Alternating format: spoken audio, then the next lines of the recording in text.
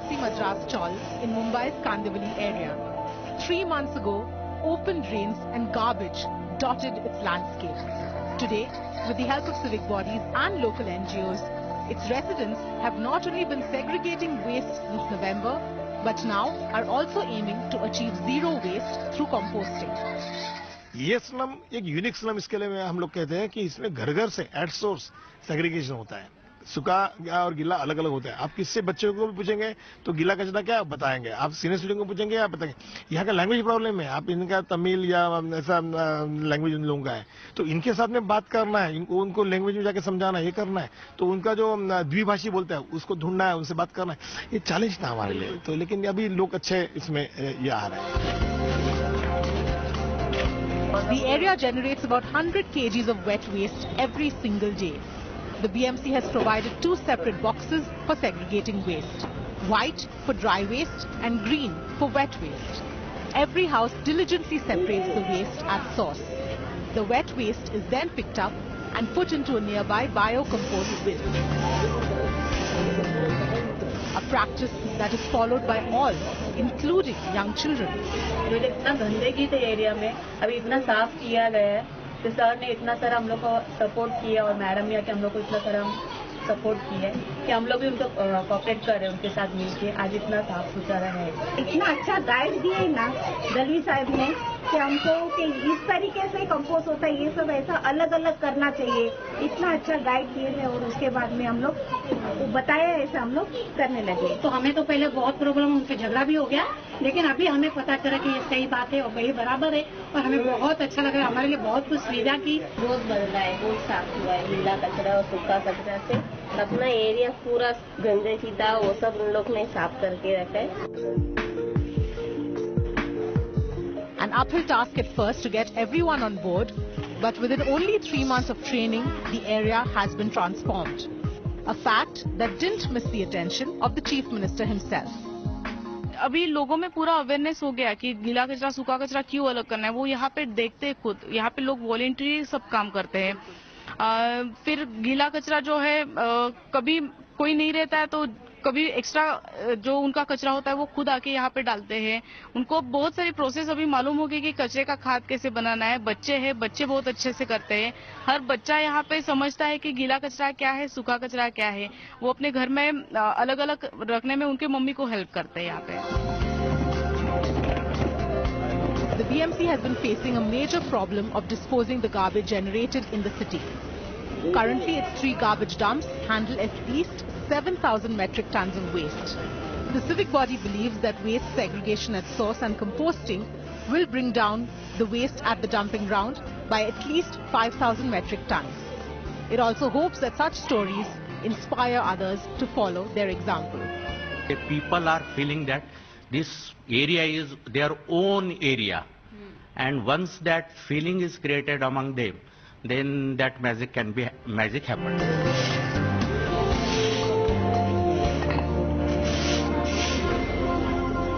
Currently standing in the Bhadran Nagar area of Kandivali here in Mumbai, and these are the 2 boxes that have been given and kept in front of every house in this basti, which is known as the Madras basti or Madras chawl. And this is a very old chawl, about 70 to 80 years old, and very recently, in just 3 months of time, the residents of this area have managed to do something that for years it was not being done, and that is how to segregate waste and also how to compost the wet waste in a pit that they have made in a nearby area. And just 3 to 4 months back, the condition of this area was extremely pathetic, but with a little effort both by the local residents here as well as the NGO who's working with it, it has been successful to make this area not just clean but also to make every person in this area aware about the importance as well as the need to segregate waste here in Mumbai. This is Richa Sharma for Mirror Now here in Mumbai.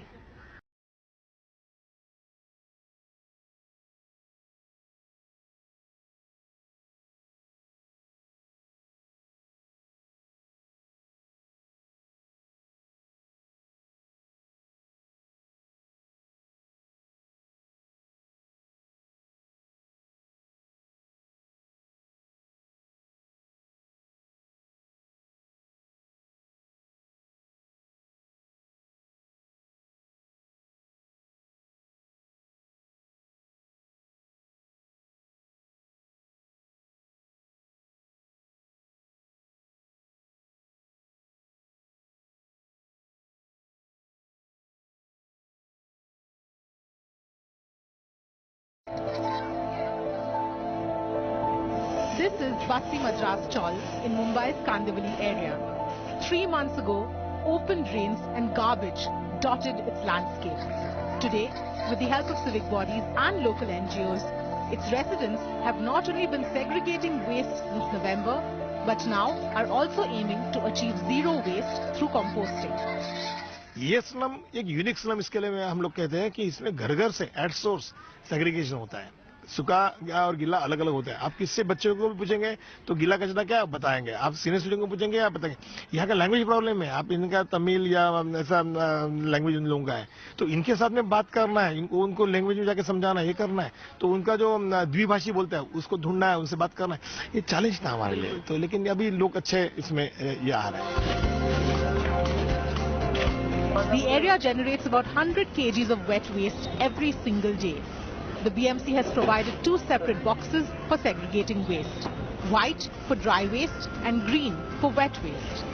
Every house diligently separates the waste at source. The wet waste is then picked up and put into a nearby biocompost bin. A practice that is followed by all, including young children. इतना गंदगी थे area में, अभी इतना साफ किया गया है कि सर ने इतना सारा हम लोग को सपोर्ट किया और मैडम ने आके हम लोग को इतना सारा सपोर्ट किया है कि हम लोग भी उनको कोऑपरेट कर रहे हैं, उनके साथ मिलके आज इतना साफ सुथरा है। इतना अच्छा गाइड दिए ना दलवी साहब ने कि हमको कि इस तरीके से कंपोस्ट होता है, ये सब ऐसा अलग अलग करना चाहिए। इतना अच्छा गाइड किए हैं और उसके बाद में हम लोग बताया, ऐसा हम लोग करने लगे। तो हमें तो पहले बहुत प्रॉब्लम, उनसे झगड़ा भी हो गया, लेकिन अभी हमें पता चला कि ये सही बात है और वही बराबर है और हमें बहुत अच्छा लग रहा है। हमारे लिए बहुत कुछ सुविधा की, बहुत बदला है, बहुत साफ हुआ है। गीला कचरा और सूखा कचरा से अपना एरिया पूरा गंदगी था, वो सब उन लोग ने साफ करके रखा है। An uphill task at first to get everyone on board, but within only 3 months of training, the area has been transformed. A fact that didn't miss the attention of the Chief Minister himself. अभी लोगों में पूरा awareness हो गया कि गीला कचरा सूखा कचरा क्यों अलग करना है। वो यहाँ पे देखते हैं खुद, यहाँ पे लोग वॉलेंटरी सब काम करते हैं। फिर गीला कचरा जो है कभी कोई नहीं रहता है तो कभी एक्स्ट्रा जो उनका कचरा होता है वो खुद आके यहाँ पे डालते हैं। उनको बहुत सारी प्रोसेस अभी मालूम हो गई कि कचरे का खाद कैसे बनाना है। बच्चे हैं, बच्चे बहुत अच्छे से करते हैं। हर बच्चा यहाँ पे समझता है कि गीला कचरा क्या है, सूखा कचरा क्या है। वो अपने घर में अलग अलग रखने में उनके मम्मी को हेल्प करते हैं यहाँ पे। The BMC has been facing a major problem of disposing the garbage generated in the city. Currently, its 3 garbage dumps handle at least 7,000 metric tons of waste. The civic body believes that waste segregation at source and composting will bring down the waste at the dumping ground by at least 5,000 metric tons. It also hopes that such stories inspire others to follow their example. The people are feeling that this area is their own area, and once that feeling is created among them, then that magic happen.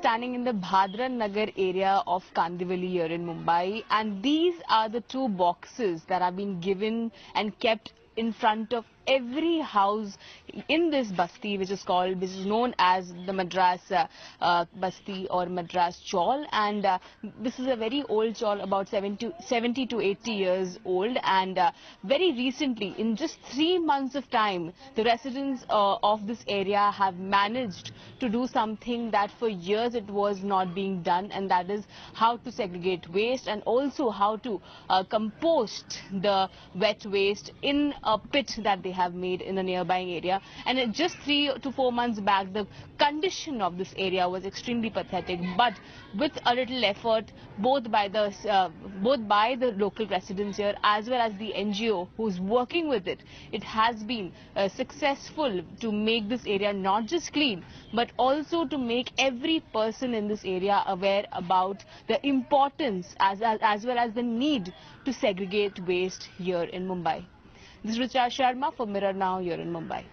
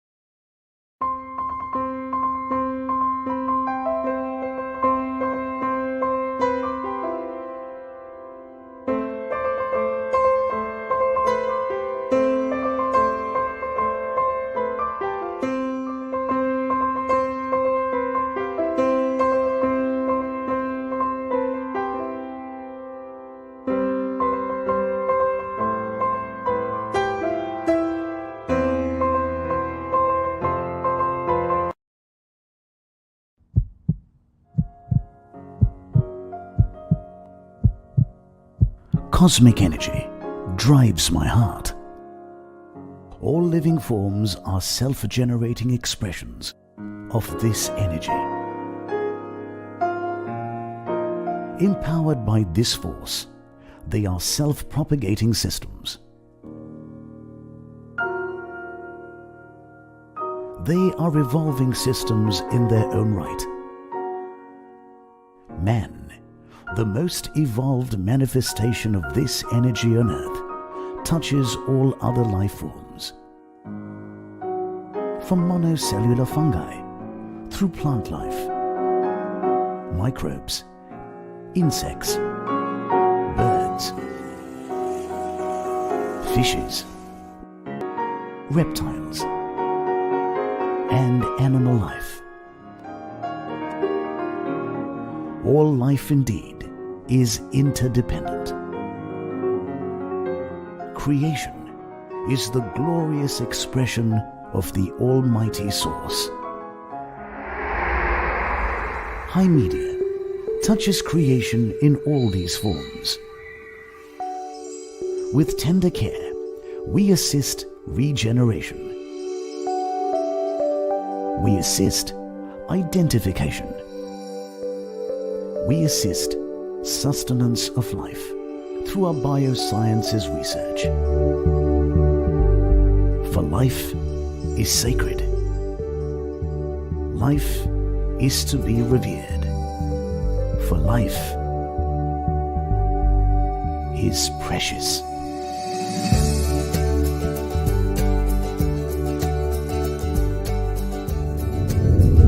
High Media scientists have evolved systems and products that answer the needs of global fellow researchers, their needs for their research into life sciences, our cell culture labs.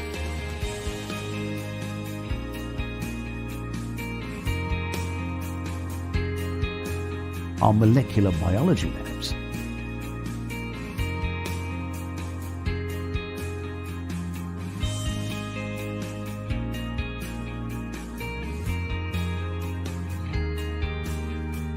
microbiology labs,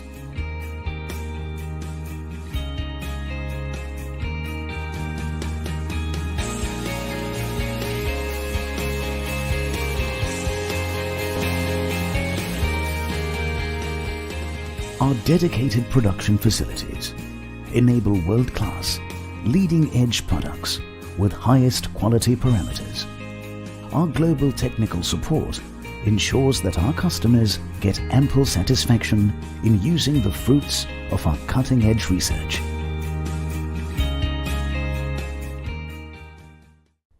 Production facilities located in the pristine purity of Nashik Hills.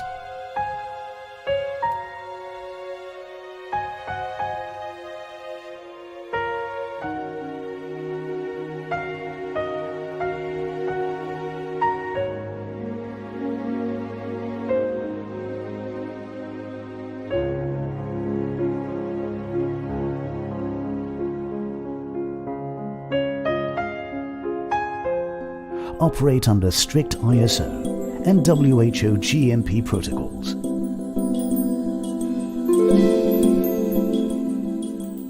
These ultra-modern facilities are a feather in the cap of High Media. They are intimately geared to the user's needs.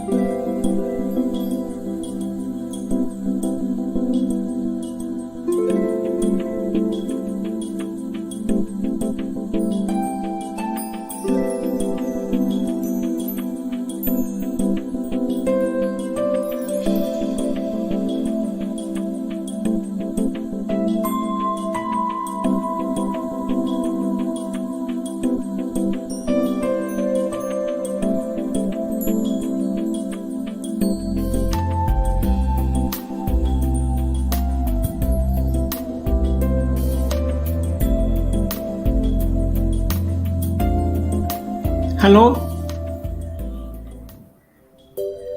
Bulk raw materials plant.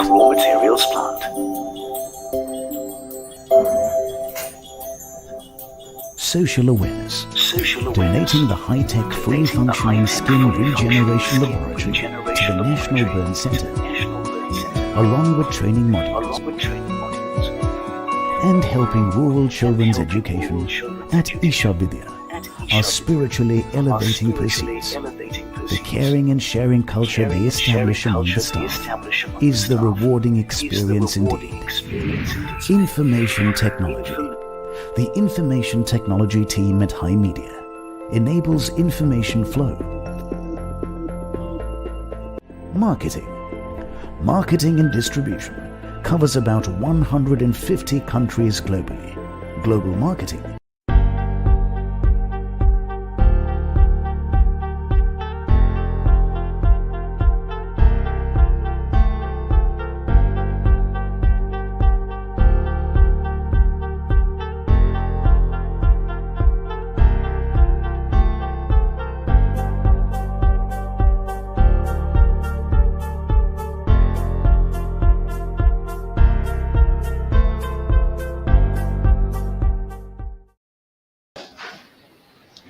Hello. Hello. Am I Yeah. audible? Sir? Yeah, you are audible. Yeah.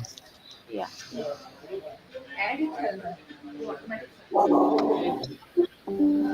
No, just let me try my slides, whether it is visible to you. Is it visible? Yes, sir. Yes. You Okay, are fine. visible. Yeah. Yeah, slides are So, visible. good afternoon. Huh. Yeah. Yeah, Just 1 minute, sir. Yeah. yeah. So, good afternoon, everyone. Present here, myself, Dr. Hina Lim, Assistant Professor, Department of Life Sciences, University of Mumbai. So, on behalf of ICS 2022, I welcome you all to this session 3 for the day 2 of this conference. The theme of this session is Green Technology and Clean Energy, and Dr. Praveen Walke will be the chairperson for this session. And it gives me immense pleasure to introduce Dr. Praveen Walke. So, presently, Dr. Praveen Walke is working as assistant professor at National Center for Nanoscience and Nanotechnology, and he has obtained PhD degree from Nepal University, Italy in 2010. Before joining for PhD, he worked in CSIR NCL Pune under the guidance of eminent scientist Dr. K. Vijaya Mohanan during 2006 to 2007. He worked as research associate and obtained Best RA award in Inter-University RMC at Department of Physics, University of Pune in 2012 to 13, and he has awarded UGC Raman Fellowship for 2015 and 16 to pursue his postdoctoral training in University of California, USA, and he has developed high K dielectric materials using oxide nanolaminates for capacitive devices during his postdoctoral training as a prestigious Marie Curie experienced researcher. And Dr. Praveen has published his work in reputed international journals. He has published 50 research articles, filed 5 patents, and a couple of books to his credit. With this short introduction, now I would like to welcome Dr. Praveen Warke and request him to chair the session. Thank you, sir. Praveen, sir, up to you. Praveen, sir. Yeah, am I audible? Thank you. Yeah, sir. Very good afternoon to all. It's my thank you, Dr. Hima Halim, for a nice introduction. And it's my pleasure to chair this session today here. So, our first speaker here today is Dr. C.V. Rode, who is a fellow of National Academy of Engineering and fellow Maharashtra Academy of Sciences. He is a emeritus scientist, CSIR, National Chemical Laboratory. Also, he is a professor of ACSIR, former Chief Scientist, Chemical Engineering and Process Development Division, CSIR, National Chemical Laboratory, Pune. Dr. C.V. Rode has completed his PhD on topic studies in multi-phase reactors from Pune University in the year 1993 in chemical sciences. He has published more than 200 papers in international referred journal. He has been selected in the top 2% Indian scientists, ranked 551 by the Stanford University. He has international patents, almost 25, and he's been awarded and honored by visiting professor University of Virgili y Rovira, Tarragona in Spain, and also he is a visiting scientist under the JSPS invited program. Today, Professor Dr. C.V. Rode is giving us invited talk entitled Catalysis for Biorefinery Applications. With this introduction, I would like to invite Dr. C.V. Rode to take the charge of the session. Okay. Thank you, Dr. Praveen Walke, for your nice introduction. And at the outset, let me thank the organizers for giving me this opportunity to present some of our work done on this biorefinery realization. Now, I think I'm audible and slides are visible, I think. Yes, you are. Yeah, okay, fine, thank you. And my slides are also visible, no? Slides are visible? Okay, so no, sir. Can't see. No, sir. No visible. Okay, that's what I was asking. Okay, now let me, because I just presented my slides and just let me see, share. Okay, share.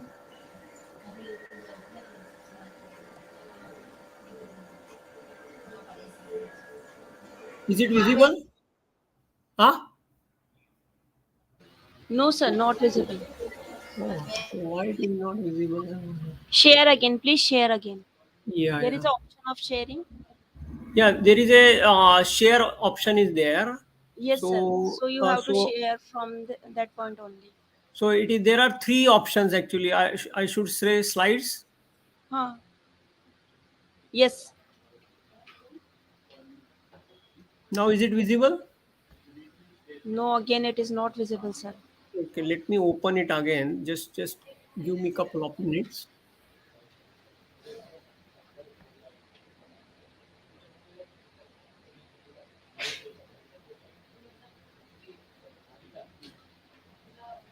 Is it visible? No, sir. No, no. What is happening? I don't know. Sir, there is an icon in the bottom of your screen. Share. Yeah. You can share some. I Just did that. click upon share screen. The share screen, I should say.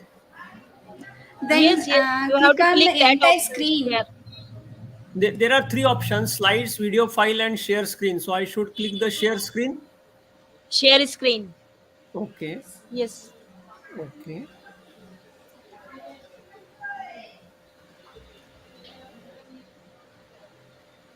Is it visible? No, sir. Not it, sir. Okay. Just click on entire screen. Then share button will become blue. So the screen is shared, I think. Yes. Not the slides. Slides are seen?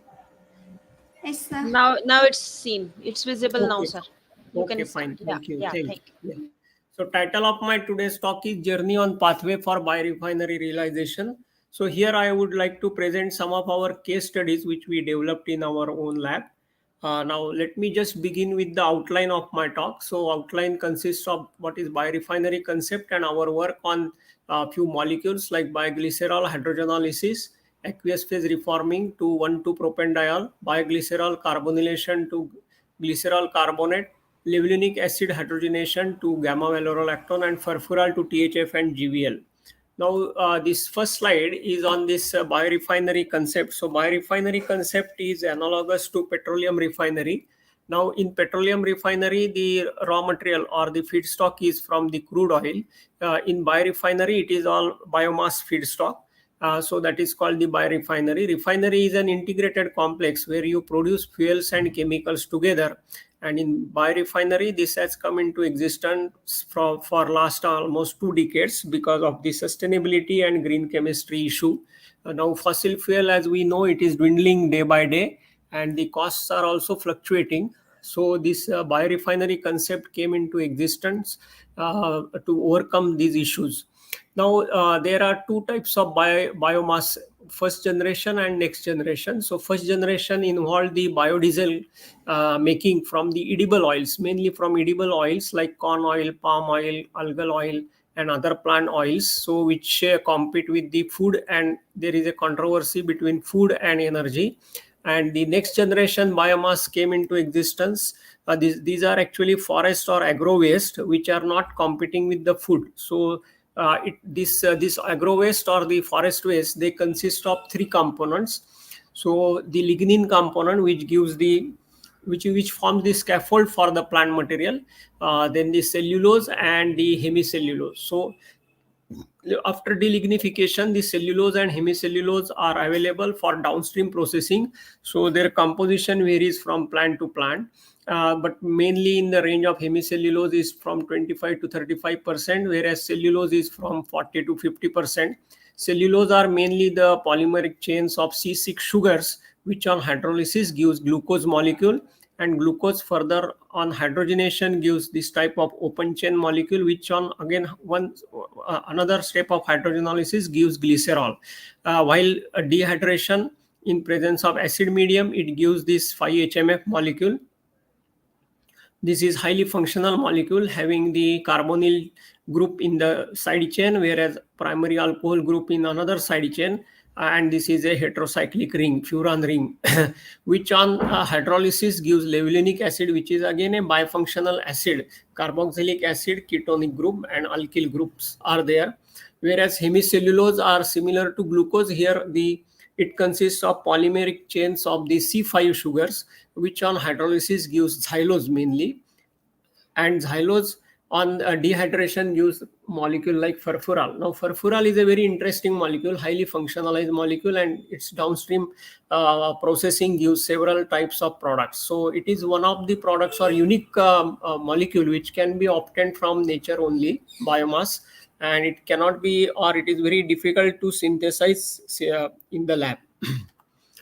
So having given this introduction on this biorefinery, I would like to give the first example of this glycerol hydrogenolysis. So glycerol actually is a co-product, while transesterification of this triglyceride is done to obtain biodiesel. So this is a transesterification reaction. Triglyceride, which are esterified with methanol in presence of a catalyst, which gives FAME, fatty acid methyl esters, and along with every 100 units of this biodiesel, 10 units of glycerol are getting formed. So it is inevitable. And all over the globally, actually, with the advance of this making biodiesel, there has been a very huge supply of glycerol. So what to do with this glycerol was a very big problem. As you can see here, the cost of glycerol, actually 2020 there was generation of 8.2 billion gallons of this glycerol, and cost reduced from $1.50 to $2 to just $0.4 per kg of this glycerol. Now previously glycerol was being used in healthcare products, but the huge supply of this glycerol through this biodiesel generation, the researchers started looking for some other big applications of this glycerol. Now coming to this 1,2-propanediol from glycerol by hydrogenolysis, 1,2-propanediol, the process viability is shown in this particular slide on the right hand side top corner, where if you see here, the top two products, 1,3-propanediol and 1,2-propanediol, are the most attractive products from glycerol. 1,2-propanediol is showing the 1.57 sale price to total production cost ratio. And this 1,2-propanediol has widespread application, which is shown on this left hand side down pie cake diagram, where it is mainly used as a monomer for making unsaturated polyester resins. Then it is also used as a material for making cosmetics, pharmaceuticals, foods, pet food, and it is also used as a functional fluids in Western countries where the most of the year the temperature is sub-zero. So it is used in the internal combustion engines where the fuel doesn't get frozen because of use of this 1,2-propanediol. It is also used in making liquid detergents as a tobacco humectant, in making cigarettes, and in making paints and coatings. The worldwide production of this 1,2-propanediol is about 1.5 million tons per year, which is sold at the price of $1.6 per kg, and it has a very consistent demand growth in demand of 4% per annum. So it's like a commodity chemical. So from that point of view, we had started our INMITLY program, a project work about a decade ago on this glycerol hydrogenolysis to 1,2-propanediol. So this particular slide shows the comparison of conventional method on the top, which starts with the crude oil generated propylene, which on reaction with hypochlorous acid gives this propylene chlorohydrin, and which gets converted to propylene oxide, and on hydrolysis this propylene oxide gives this 1,2-propanediol. So this is first of all a multi-step process. These are the drawbacks listed here, and it uses HOCl, which on hydrolysis gives HCl, which is detrimental to the environment. And this is actually sensitive to crude oil prices. So these are some of the drawbacks of this conventional process. Whereas if you see here down the reaction scheme showing the glycerol going to 1,2-propanediol, it goes through, first step is dehydration to acetal, hydroxyacetone, and which on hydrogenation gives this 1,2-propanediol. So this is actually starting with a renewable feedstock like bioglycerol. And this is a single step process, although for simplicity I have shown here acetal molecule dehydration first step. But it in one reactor with one catalyst composition, it goes to 1,2-propanediol. The challenge here is actually to develop a catalyst and optimize process conditions so that the reaction stops at 1,2-propanediol. Otherwise, it can go further to give propanol or propanol isomers, or even it can go to give CC bond cleavage products like ethylene glycol and ethanol. There is another reaction going here by dehydration giving 3-hydroxypropanol, which on hydrogenation gives 1,3-propanediol. So we worked in our lab to develop several catalysts, and we tried about 150 formulations of different catalysts. Now the noble metal catalysts, they tend to give the 25% products of CC cleavage, that is ethylene glycol. And there was some literature on this reaction about 15 years ago, which used actually copper based catalyst, but chromium was one of the components. So chromium is also hazardous to us, or to human being, or to living things. So we developed a catalyst which is non-noble, non-chromium based catalyst, which is a mixed oxides of copper and aluminum. And this catalyst, these 150 formulations were first screened in a batch slurry reactor. The schematic of this particular reactor is shown here, which is basically 300 ml autoclave. And then after shortlisting some of the best catalysts, these were tried in a continuous phase manner, which is shown here down on the right hand side. So this is a single tube SS reactor where the catalyst beads are made as shown on the left hand side picture here, and then the gas as well as the liquid flows over this bed of catalyst. It is co-current downflow, and then you collect the product stream here. Gas, excess hydrogen gas is left out, and then the analysis of the crude mixture is done. So the results are shown in this particular slide, where the lab scale testing was done on 20-gram scale on that continuous continuous operation mode, where you can see here there was a consistent conversion of about 60% for about 450 hours, and then giving the selectivity to 1,2-propanediol to about 90%. And the same reaction, then same conditions were tested on a pilot scale. The pilot scale consisted of 400 grams of catalyst reactor was used, high pressure reactor, and it gave the same results, same performance. So in fact, glycerol conversion was more than 60%. It was close to 70%, and selectivity of 1,2-propanediol was little above 90%. So this work we could publish in Organic Chemistry and Organic Process Research Development. These are some of the other details we had done. Here the copper aluminum catalyst we characterized thoroughly to understand the role of the active sites, and we found that copper exists in 4 different phases: metallic copper, copper 2+ in the form of cupric oxide as well as cupric aluminate, and copper is present in +1 state also like cuprous oxide. So this was established by XRD as well as by XPS, which I have not shown here for the time paucity. And these are the TEM pictures where the SCAD pattern also matches very well with the XRD pattern, and the particle sizes were in the range of 8 to 9 nm. Then now how these pilot studies translates into a commercial viability. So plant capacity for 100,000 tons of PDO formation.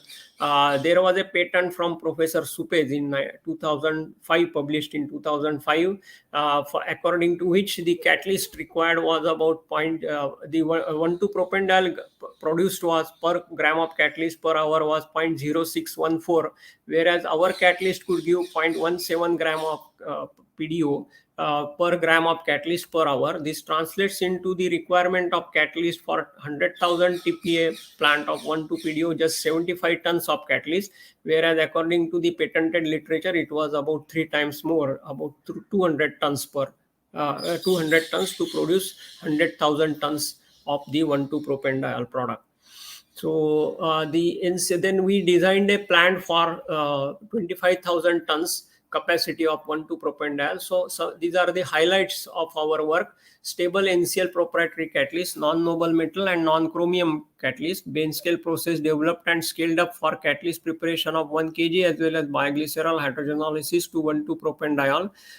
Then sensitivity and cost analysis showed the feasibility of the process for glycerol available at the cost less than 0.75 cents per kg and 1,2-propanediol selling price of $1.5 per kg. Downstream separation was designed based on Aspen Plus for producing 99.5% purity of this 1,2-propanediol along with acetal and glycerol recovery. Glycerol recovered can be recycled back, and then 1,2-propanediol and ethylene glycol separation also was done. Ethylene glycol was produced about up to the maximum of 5% as a byproduct, but which is a sellable product. Now, while working on this process, we had worked on this acetal making. Acetal actually is also a very important product. And while working on this acetal, there was a PhD student working on this particular problem. And what we observed was acetal does not require hydrogen. So all the experiments were carried out under inert conditions. But under inert conditions also, we carried out several experiments and we found that there was a formation of 1,2-propanediol as well, along with acetal. In a continuous bed reactor, for 20 grams of catalyst, the conversion increased to about 91%, where we could get 55% selectivity to 1,2-propanediol and 22 to acetal. So why this was glycerol molecule was getting hydrogenated in absence of hydrogen? So that we investigated in more detail, and what we found was there was a possibility, or there was aqueous phase reforming taking place. These bio-derived molecules, since they contain oxygen and hydrogen, they are capable of undergoing aqueous phase reforming. So this reforming reaction is shown here in this particular slide on the left hand side down. So this is a glycerol molecule which on aqueous phase reforming decomposes to give 3 molecules of carbon monoxide and 4 molecules of hydrogen. And then these 3 molecules of carbon monoxide, since it is an aqueous mixture of glycerol, it reacts with water to give 3 molecules of CO2 and 3 additional molecules of H2. So this total balance of hydrogen available is 7 molecules of hydrogen. And there is a possibility of methanation reaction, but our catalyst was selective enough not to give this methanation reaction.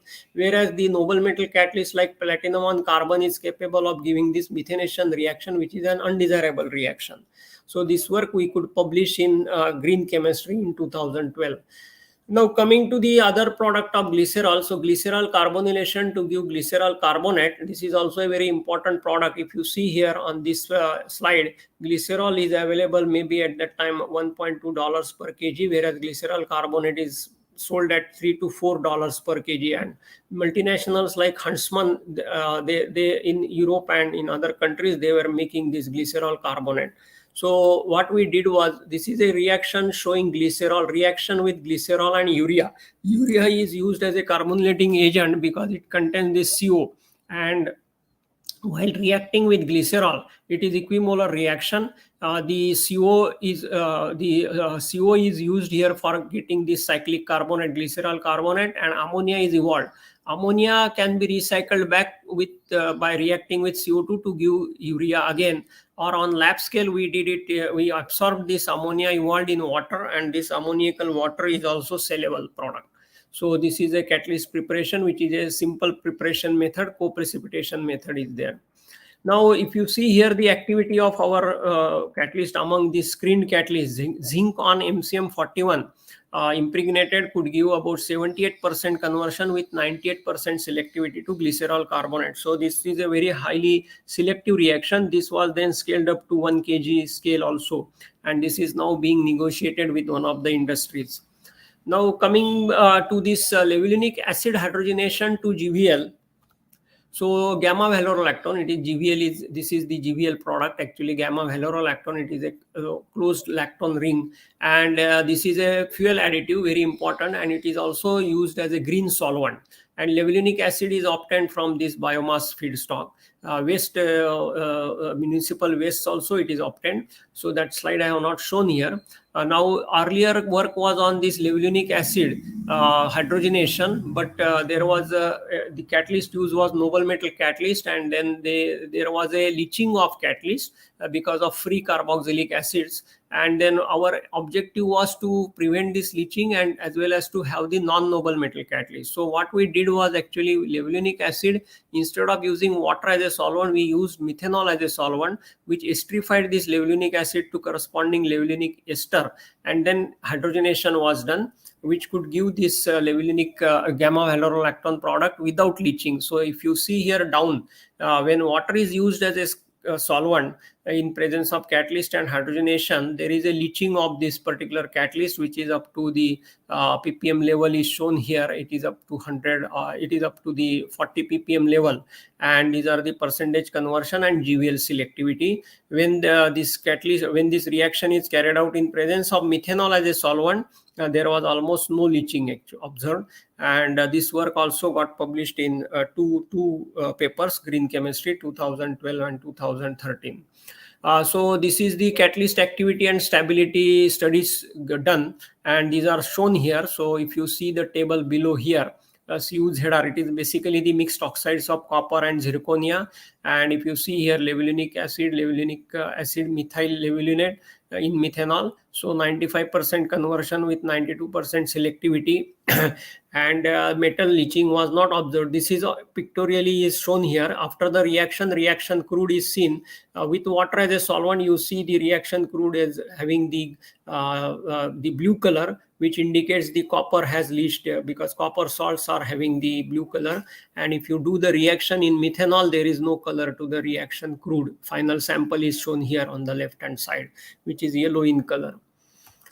Now this levulinic acid to gamma valorolactone hydrogenation was done without using external hydrogen. So this was done in presence of formic acid, which is actually a hydrogen donor.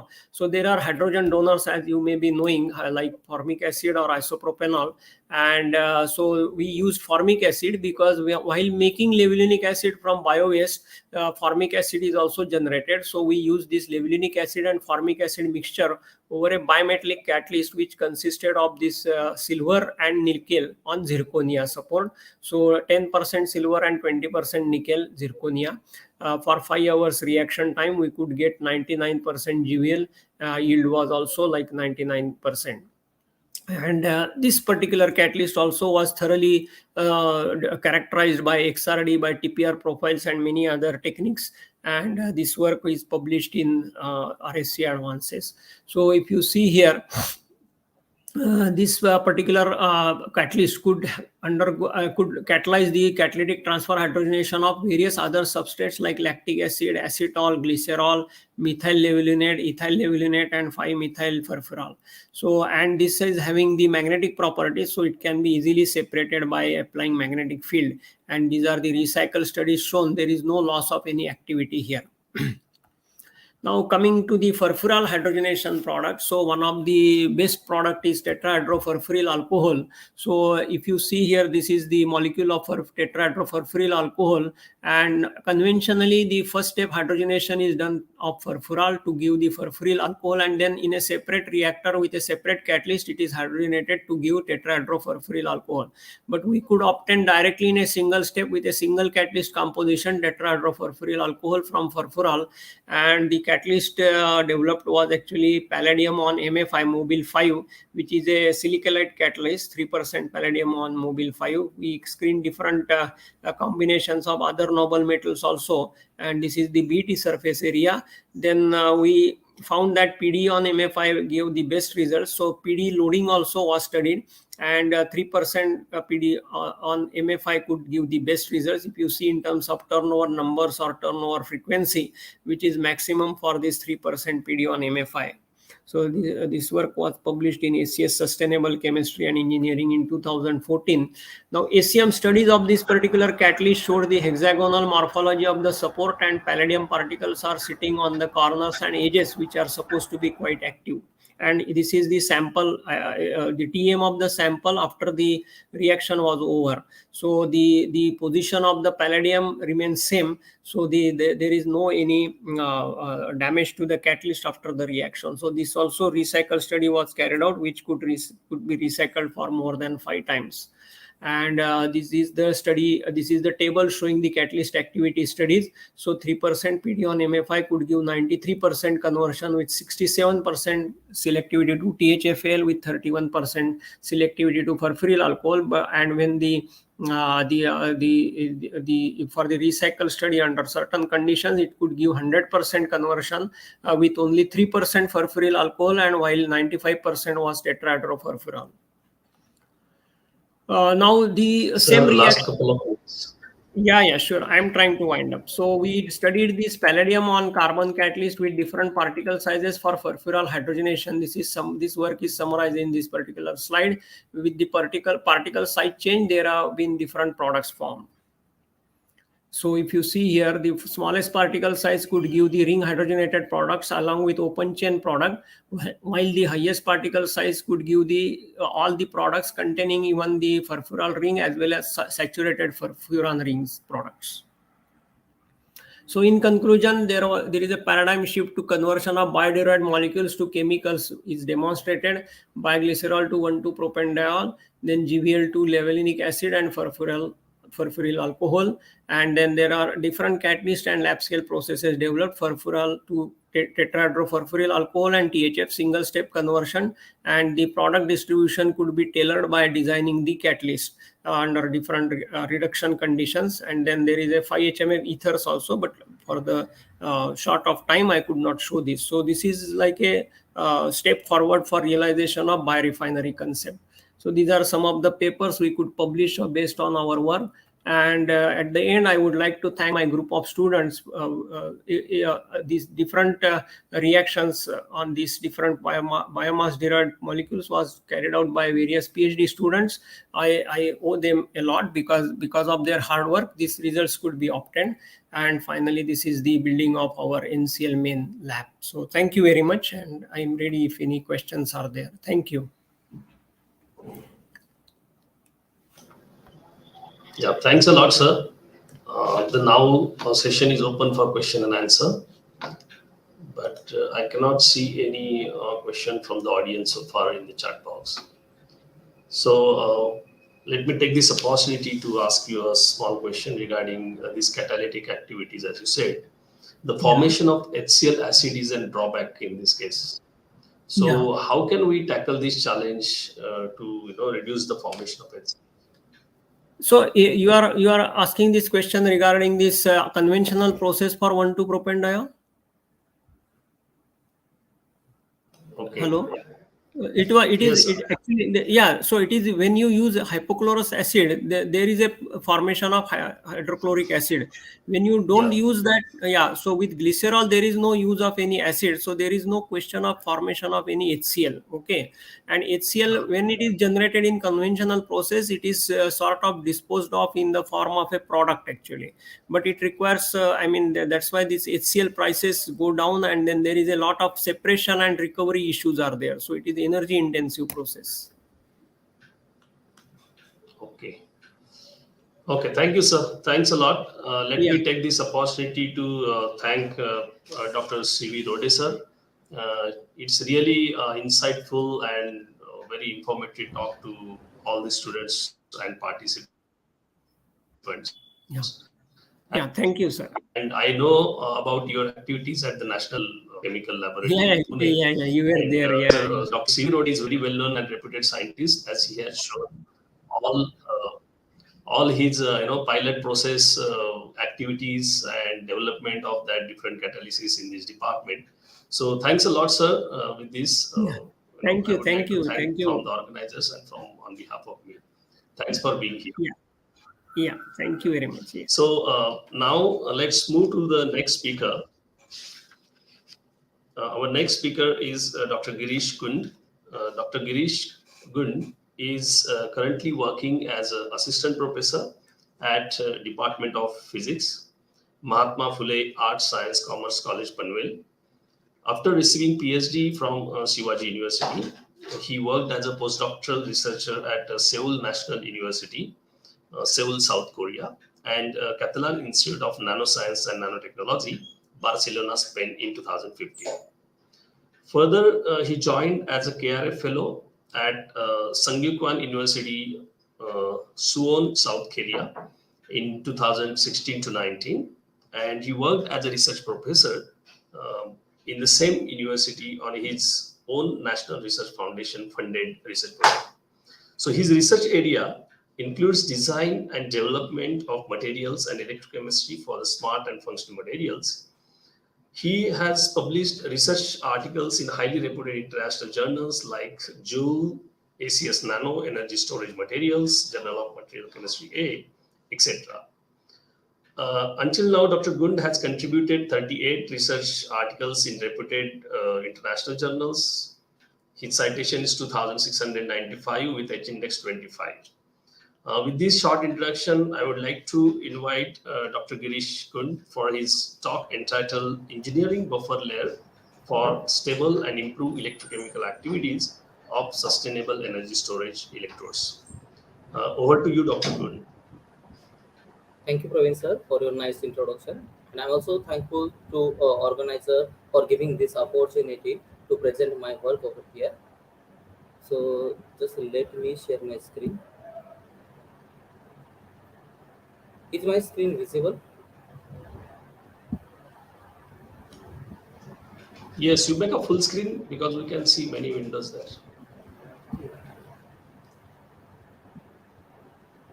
Also now?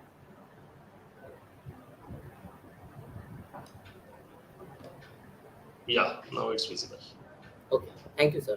So the today's topic of my presentation is engineering a buffer layer for stable and improved electrochemical activities of sustainable energy storage electrodes. First of all, I would like to give the overview of my presentation, which includes the introduction of energy storage devices. In terms of, I will give the introduction of recon plots, then configuration of different energy storage devices, then perform matrix for different charge storage mechanism, and its a demonstration. Then specifically, I will talk or give the introduction of types of electrochemical capacitors. Then specifically, I will focus on the challenge and solution of this energy storage electrodes. Then I will discuss the results of my work, and finally I will give the conclusion on my work.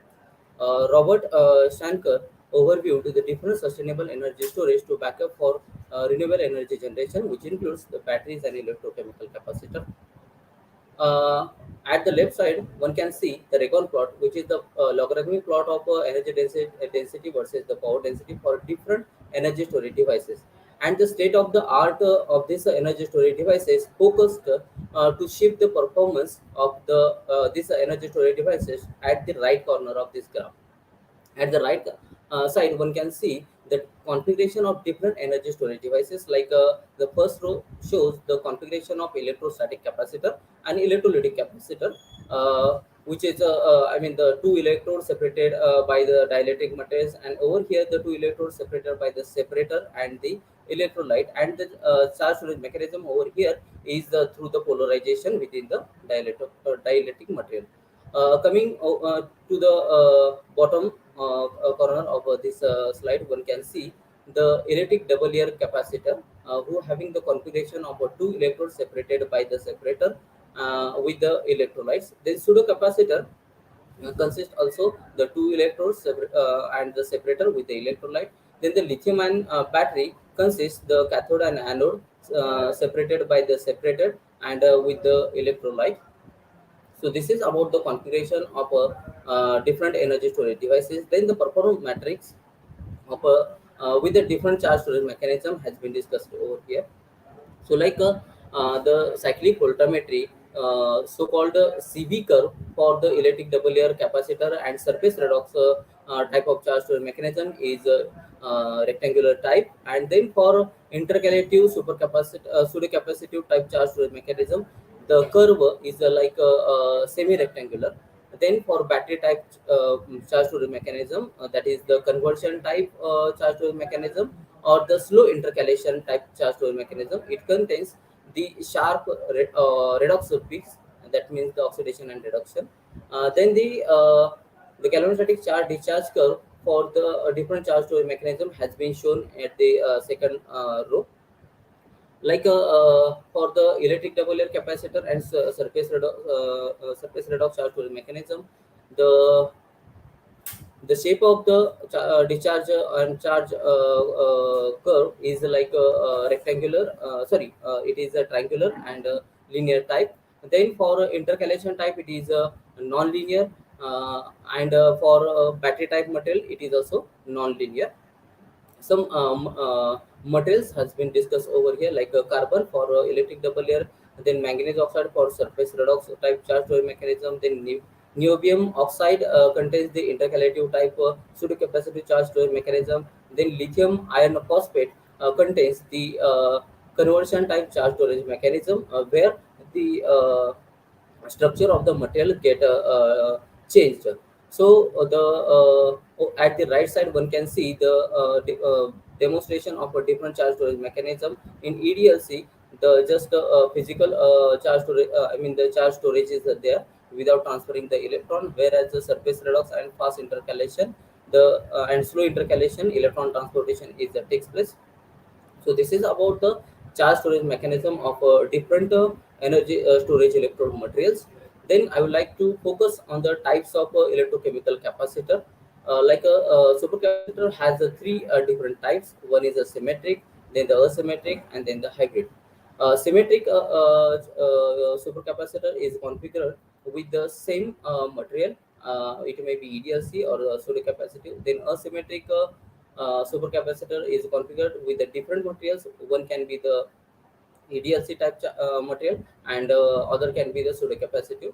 Whereas the hybrid type of charge storage hybrid type of device can have the one electrode of EDLC and other of battery type conversion type charge storage mechanism. And one can see the in hybrid supercapacitor, the electrochemistry of battery and the electric double layer capacitor can be integrated in one single device. So one can go to the right corner of this Aragon plot, so which is the ultimate goal of all energy storage devices, and that is the state of the art.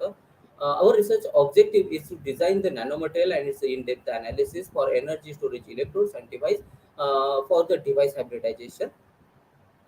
So the key challenge, as far as concerning the conversion type or battery type charge storage mechanism, is that the during the charging and discharging, the this materials get rarified. I mean the unit cells of this material gets rarified and contracted. So this volume change can detach the. I mean within the electrode, this volume change can detach the material from the electrode, and dissolve into the electrolyte. So performance trade-off is there. Additionally, these volumetric changes can affect the stress of the nanomaterials to the substrate. I mean, the addition of the nanomaterials with the substrate can affect at the interface of nanomaterials and current collector. So this volumetric changes can detach the material at the interface also, and that get dissolved into the electrolyte. So this is the key challenge as far as concerning the conversion type or battery type charge storage mechanism. So the key solution to solve this issue can be we have to use the uh, uh, the material who having the good elastic and the mechanical properties, and which are the known good elastic and the mechanical properties materials are nothing but the carbon nanotubes and the reduced graphene oxide or graphene. So basically, we have used the carbon nanotubes and the reduced graphene oxide, which can be acts as a buffer to neutralize this volume changes into the material and at the interface of nanomaterials and the electrode. So that's what the challenges and solution with the conversion type battery type conversion or battery type materials. Basically, we are focusing over here. The battery type materials are nothing but the nickel oxide, nickel cobalt oxide into the and nickel cobalt sulfide into the aqueous alkaline electrolytes. So first of all, over here I have shown the electrochemical performance of nickel hydroxide based thin films. Basically, this thin films we have synthesized by the hydrothermal method by controlling the operation temperature or chemical reaction temperature.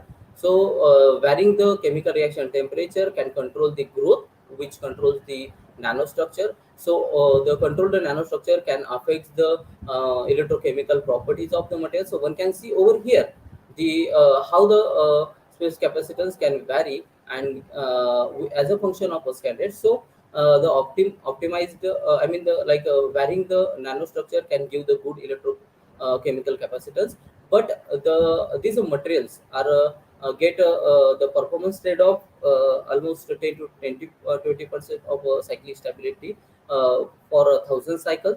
So basically, these materials are not good for battery type materials, and this work has been published in a Journal of Material Chemistry A. Then, in order to solve the problems with the nickel hydroxide, we have made the composite of carbon nanotubes into the electrode itself. So the material composition is of nickel oxide and CNT. Over here, in this method, we have used the successive ionic layer adsorption reaction method, and we have varied the coating layer of nickel oxide and CNT.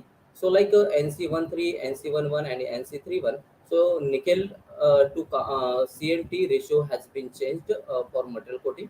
So, like one can see the CNT ratio towards the right can be decreased, and nickel oxide ratio towards the right can be increased. So, basically, the NC13 as having the the nanostructured material onto the carbon nanotube. So the electrochemical performance in terms of space capacitance as a function of standard, one can get highest space capacitance, even the highest rate capability for this NC13 material, because this is due to the giving the the NC13 gives the high material access to the electrolyte, and then the good electrical and ionic charge transportation within the material. So such a properties, and the cyclic stability one can see over here at the right side. So the capacity rotation is very nice for the NC13. So that is basically related with this volume changes has been compensated by the carbon nanotube. So that's why we are getting the high capacity rotation as a function of a cycle number in this material. And this work has been published into the ACS Applied Material Interfaces in 2014. Then coming to the Those work is related with the issue within the electrode. Now I would like to shift my discussion towards the what happens to the, I mean, the issue with the addition of the material with the substrate. So basically over here we use the RGO material as a buffer layer, and what we did is nothing but that we have coated the reduced graphene oxide onto the nickel foam, and we have compared the performance matrix of the nickel cobalt oxide grown by hydrothermally on bare nickel foam and reduced graphene oxide, and the physico-chemical properties has been confirmed by this different physico-chemical characterization. And one can see over here the MCO bond in the O1s, which tells us the good addition or the good interaction between the reduced graphene oxide and nickel cobalt oxide, so which can give us the volumetric changes compensation. So the electrochemical performance of the said electrodes has been shown over here. So from the first curve, one can clearly see that the specific capacitor with the cycle number of 10,000 K, the nickel cobalt oxide, the performance trade-off is there in terms of specific capacitance, whereas the nickel cobalt oxide RGO composite is material showing the good specific capacitance and is I mean the good cyclic stability also. So the simple reason is that I mentioned the good addition of the material with the substrate, and then there is a buffer layer which are compensating the these volumetric changes at the interface of the material and the current collector.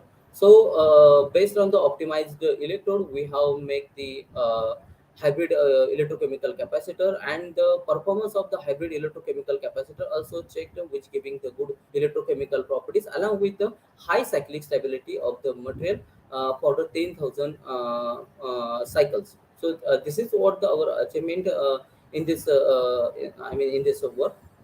And the energy density and power density with the previous works has been shown over here. So our synthesized or the prefabricated hybrid electrochemical capacitor shows the good energy density over the power density, and this work has been published in the Journal of Metal Chemistry A. Furthermore, we know the nickel cobalt sulfides. This is the metal which is not stable into the aqueous alkaline electrolytes, and it get easily oxidized, and it easily get detached from the substrate. So, in order to solve this problem, we have used the same strategy as we discussed earlier. And what I did is that additionally, what I did over here is that I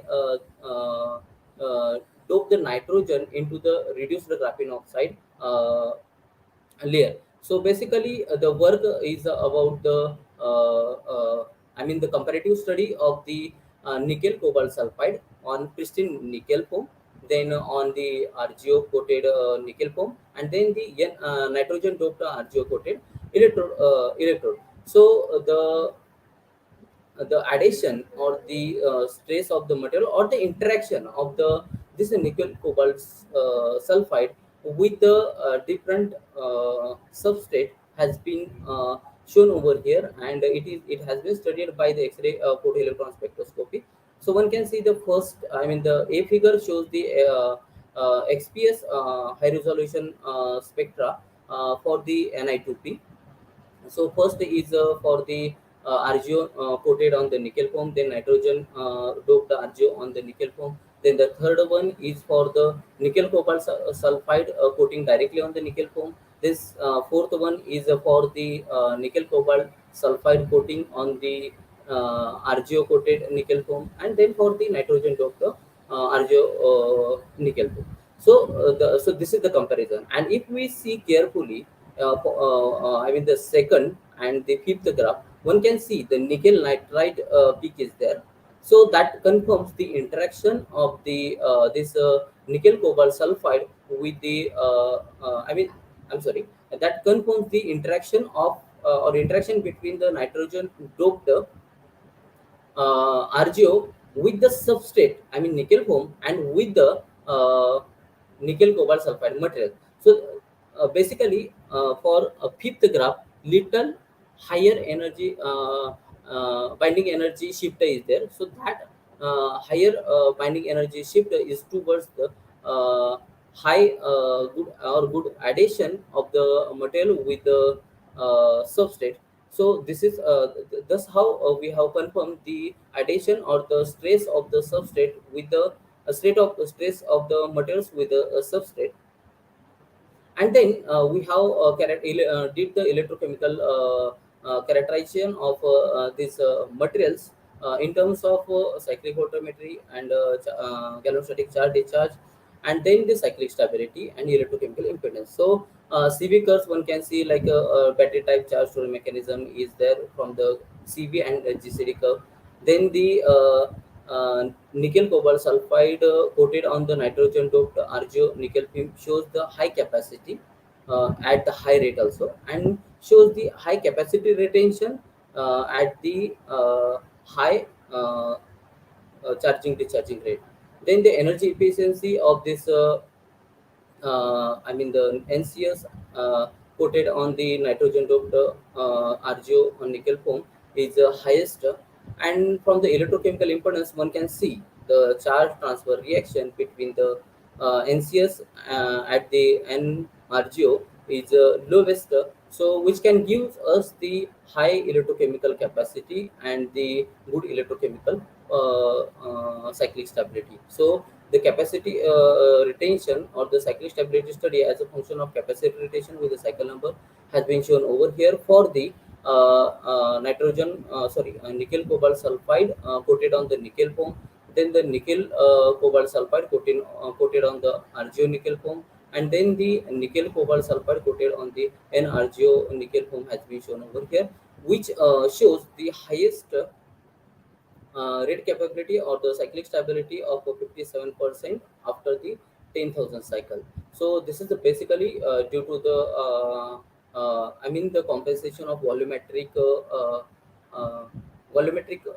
changes within the electrodes within the electrode materials, and that has been studied by the I mean the ACM images taken after this cyclic stability. I mean, we collected the electrodes after doing the 10,000 cyclic stability study, and we then took the its ACM images. So from the ACM micrograph, one can clearly see that the trade-off or the detachment of the materials in the case of coating directly on nickel foam is there, and in the case of RGO, the material addition is there, material is there, but the detachment is taking place, and the because of the oxidation, the I mean the like material is detached and then get oxidized onto the material, it's onto the substrate itself. That's what happening over here. And then for the nitrogen doped RGO, I mean the surface structures of the material is get maintained. So that's why we're getting the high electrochemical stability of the nickel cobalt sulfide if we coated it on the nitrogen doped RGO nickel foam. And finally, the conclusion After is that Greece, how to wind up yeah, in one. yeah. Just I'm concluding the things. So the conclusion is that the nanostructuring with the controlled growth enhances electrochemical performance of the electrode. However, intrinsic charge storage mechanism limits its final performance. Then carbon allotropes like RGO or CNT acts as a buffer layer and synergize physicochemical properties which provide improved electrochemical performance of transition metal oxides. Then the nitrogen doping in a carbon allotrope like a nitrogen doped RGO acts as a pliable buffer layer to stabilize the transition metal sulfides and enhance its overall performance. Thank you. Uh, I welcome the if questions are there. Okay, so now the session is open for question and answers, and as I cannot see there are any questions from the audience, let me take this opportunity to ask one question quickly. Can you explain a little bit about in the hybrid structures, for example, if you have the RGO or CNTs with your any metal oxide or metal structures, if you have the interfaces formed during this hybridization, And if there is a charge get trapped at the interfaces, how it will affect on your energy storage properties? You mean the charge trapping at the interface of Yes, material and charge current collector, right? at the interfaces. Okay. So of course the charge trapping is there, but as we provide the buffer layer to the whole material, I mean within whole electrode structure, so that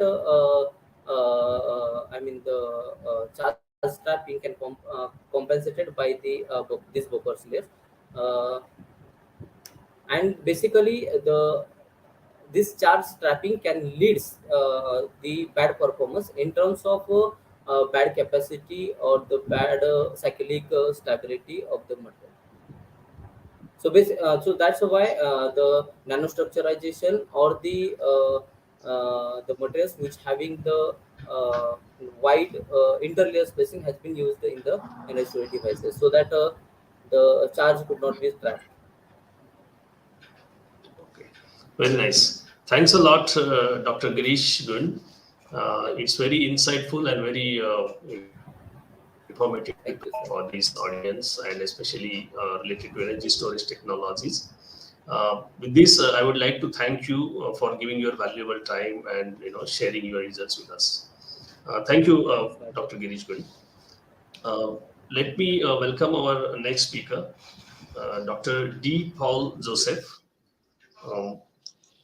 Dr. D. Paul Joseph is presently working as an associate professor, Department of Physics, National Institute of Technology, Warangal. He did his PhD in physics, material science from the Department of Nuclear Physics, University of Madras in 2019. His area of specialization is condensed matter physics, and especially he worked on oxide thin films, nanomaterials for energy-related applications. For example, dye-sensitized solar cell, magnite, etc. He has published various national, international peer-reviewed journal articles. With this short introduction, I would like to invite Dr. D. Paul Joseph to deliver his talk entitled Alternative and Sustainable Components for Optoelectronic Devices.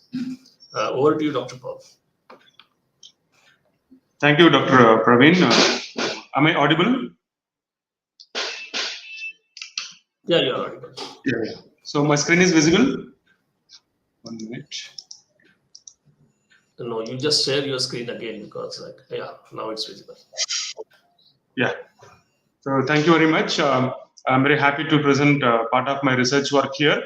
And as the title goes, like alternative and sustainable components for optoelectronic devices. So I have planned the lecture in 4 small parts. So first I will brief you the fundamentals of transparent conducting electrodes and their need for exploration of alternative materials. Then I will deal about alternative spray deposited tantalum doped tin oxide based TCO thin films, and then alternative metal based optoelectronic tri-layers for optoelectronic device applications, and finally a natural component as a sustainable prickly pear fruit based dye-sensitized solar cells. So to start with the introduction, present day technology is very much influenced by thin film based devices and applications. So you see that several of the components which we use in our daily life are having a thin film as an integral part. So we may not be aware of that one. Say for example, you take a spectacles or an expensive camera's lens system. They have a protective coating. So they serve as a protective coating. Also, they play the role of an anti-reflection coating kind of things. Not only that, all our solar cells do have an integral indium tin oxide layer for charge harvesting. So that is the importance of thin films in our daily life. As you see here, the definition for thin films is thin films are thin layer of materials which are about 1 micrometer deposited over another material, which is called as a substrate. So in fact, thickness of the film is a property which is very important. How do we classify them as a thin film? Say if you are going to have a material whose thickness is kept on reducing at a thickness at which its properties are going to be distinctly different from that of its bulk counterpart, we can call them as a thin film.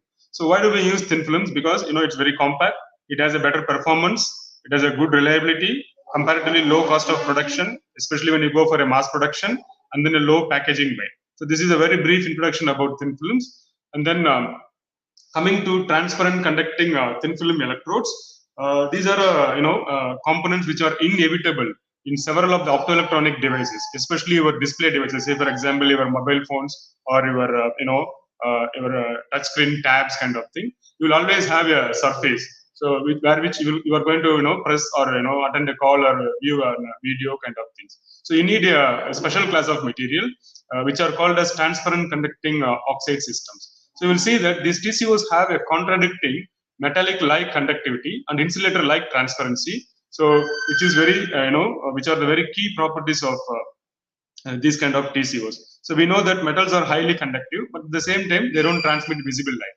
Whereas oxides are highly transparent and behave as insulators or semiconductors depending upon the material. And the challenge here is to achieve both these properties in the same host. So that is what is called as a TCOs. And as you see in this figure, these TCOs should have some of the requisites. Say, for example, resistivity should be around 10 power minus 3 centimeter or less, and its average transmittance, especially for green color, should be above 80% in the visible range.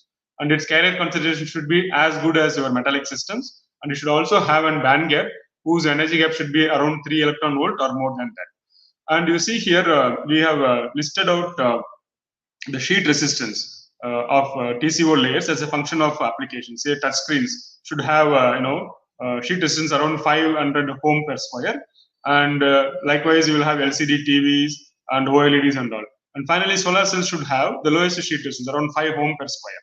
Okay, so this is these are some of the components which shows that there is nothing like a single best TCO material. In fact, so it all depends upon what kind of application you want to put it into use. So accordingly, you can choose a material and then modify its properties. As this picture also shows that your touchscreen display devices has either a capacitive switching or a resistive switching, wherein an integrated indium tin oxide layer is available there. And you come to this indium tin oxide layer, you will see that ITOs are the best TCOs at present. Though their performance is very good, the issue here is it is a component with 90% of indium oxide and 10% of tin oxide, so which makes it a degenerative semiconductor with a lot amount of free carriers for having its electrical properties in a manner comparable to that of its metallic counterparts. Not only that, it also has a very wide band gap, so that it can allow the visible radiation to pass through. So you see here what is the need for alternative TCE materials when you are going to have a best performing ITOs? What is the need actually? The need here is indium is a very scarce material in the Earth's crust, so therefore it's very expensive, and it's also geographically located in only a few countries. So and they monitor the price and all. So likewise, you will see that if you are going for an ITO kind of deposition, especially by sputtering technique, it becomes much expensive. And not only that, present day we are having a lot of optoelectronic devices which are actually flexible in nature. So bendable phones, bendable displays kind of thing. And if you are going to use this indium tin oxide as a bendable electrode system, you will see that due to its oxide nature, it is going to be brittle. So it cannot withstand beyond a particular number of cycles of bending and twisting. So that's why we need to go for a alternative system for these kind of TCO or TCE materials. Right. So now coming to the situation of demand supply of indium tin oxide, you see here this was a prediction given before 2020, and around 2010 the demand was slightly less, whereas the supply was more. And in 2020 it was predicted that the demand will be higher and then the supply will be lower. But now in 2022, especially after this pandemic situation, obviously this demand is going to be much higher compared to its supply. And also you see here, these indium tin oxide are used in several applications like flat panel, solders, photovoltaics, etc. So always we need there's a dire need to replace such kind of ITOs, or even to supplement them with alternative materials. So in the process, people have studied several materials. So say for example, oxide-based materials are also people are exploring, and multi-component oxide-based systems, metallic systems in the oxide in the non-oxide based TCEs. Not only that, people also explore carbon-based TCEs and then organic TCEs. So there are several kind of materials available. Say for example, metallic nanowires, graphene, metal mesh, carbon nanotubes, and all. But again, the key point here is the material should be very cheaper and it should be sustainable. That's the very key point one has to remember here, apart from the performance.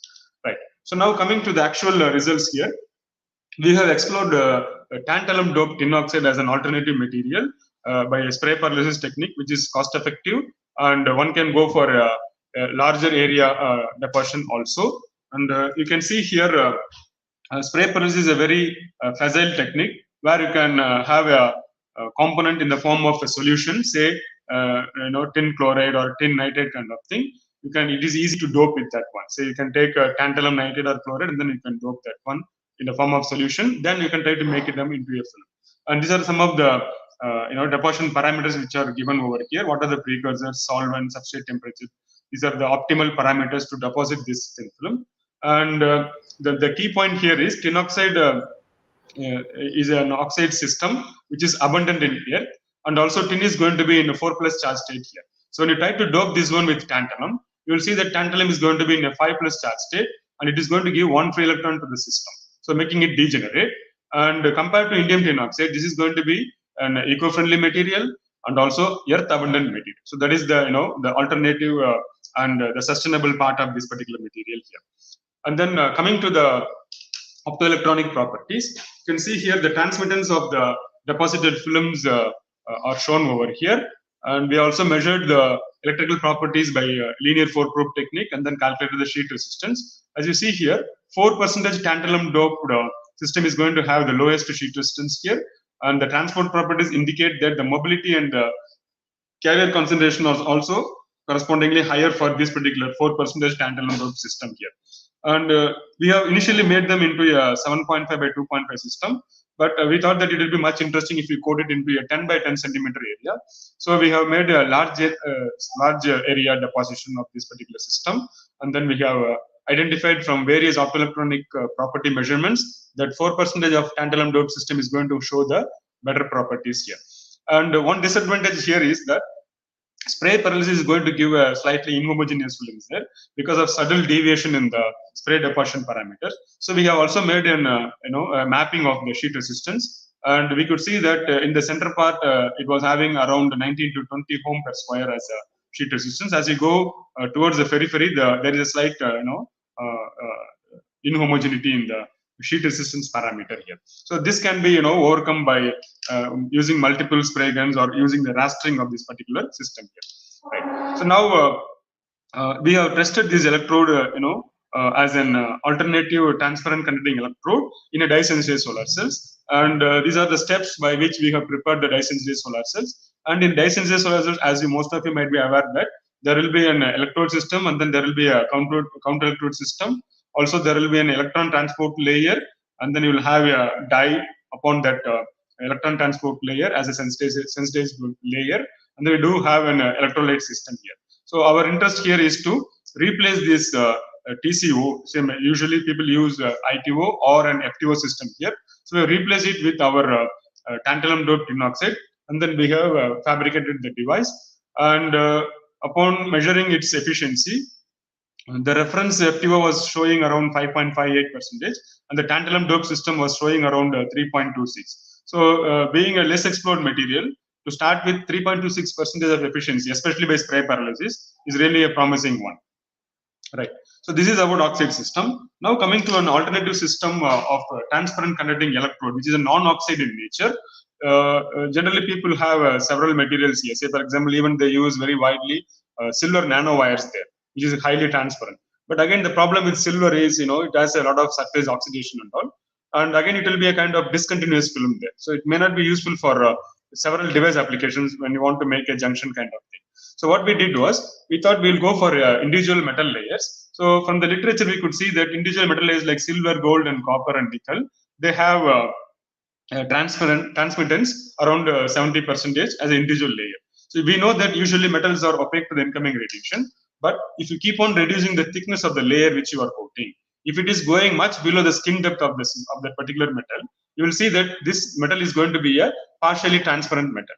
Okay, so this is the idea behind making a thin film of metallic systems. Now, as you see in this figure, silver, gold, and copper are going to have only at a particular wavelength. So what we did was, why don't we combine several of these noble metals so that we can expand that transparency for a reasonable number of wavelengths. That's what we thought there.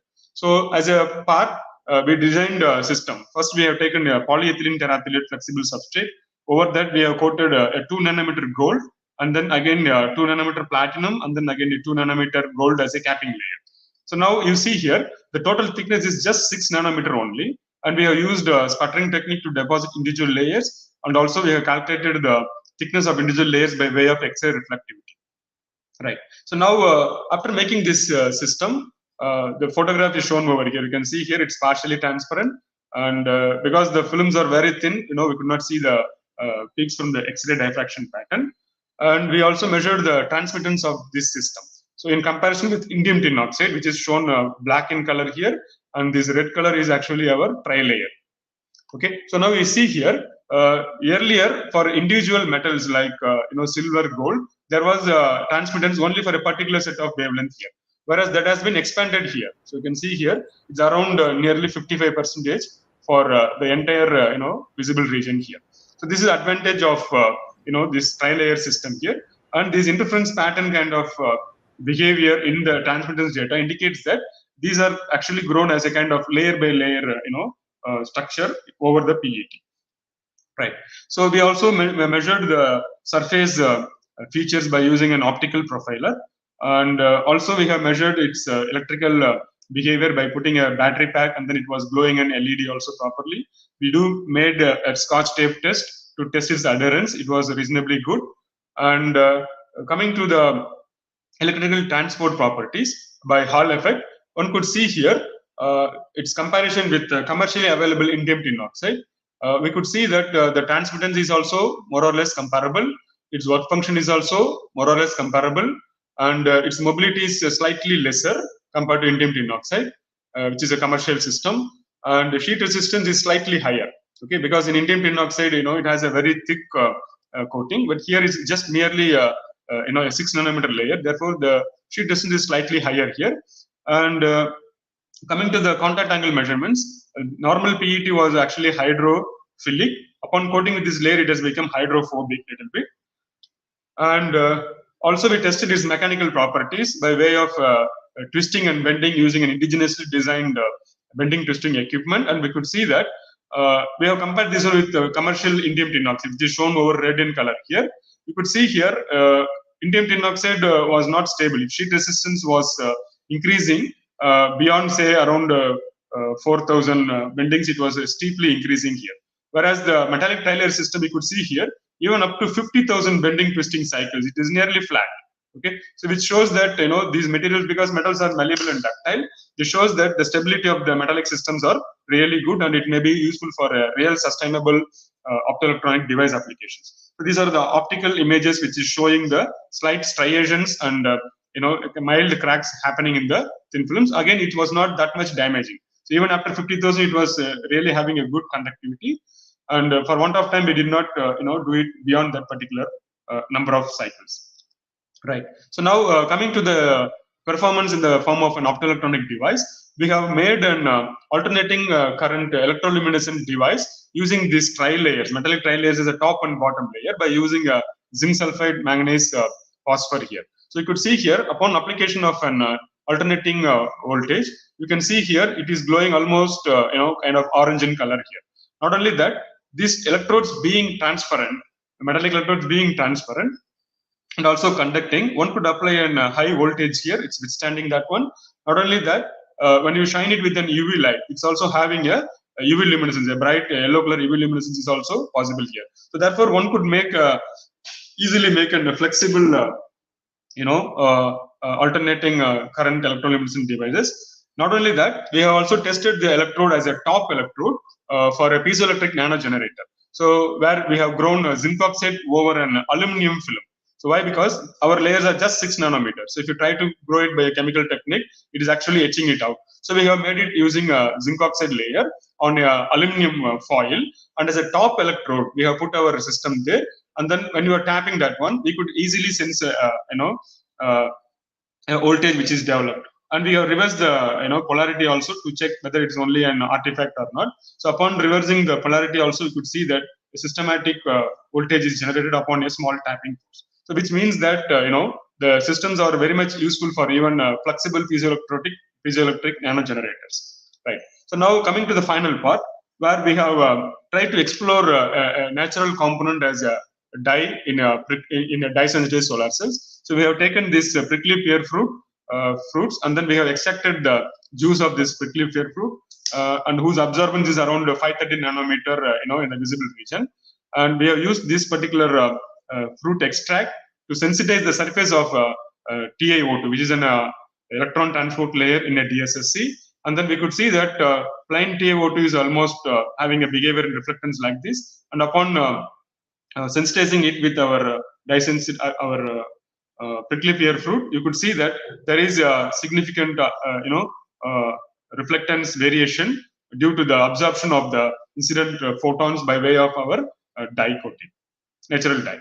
Right. So now we also made FTIR to identify the components present in our system. However, one could not extract the this beta cyanide dye completely from the fruit juice. Why? Because it was having a viscous nature. Because of that, it has a lot of fibers and dissolved salts. One could not extract it even by chemical techniques like HPLC and all. Because it was having a viscous nature, it is actually blocking the the pores inside the system. But however, with this particular extract itself, we tried to make a device by making it as a sensitizer. And in comparison with our commercial N71 dye, you could see that it was only showing around 0.56% of efficiency. So it is comparatively low, in fact, but it seems to be a promising one because we can co-sensitize this fruit juice extract with the commercially available dye. So thereby we can sustain it by only using a small amount of commercial dyes and enhancing its performance. So here until now we have discussed about three different systems: tantalum doped tin oxide, and then metallic tri-layers, and then natural fruit dye extract as a component for the sustainable system. So exploration of such kind of systems further will be beneficial to really achieve alternative and also sustainable components for real-time optoelectronic device applications. And thank you for your patience.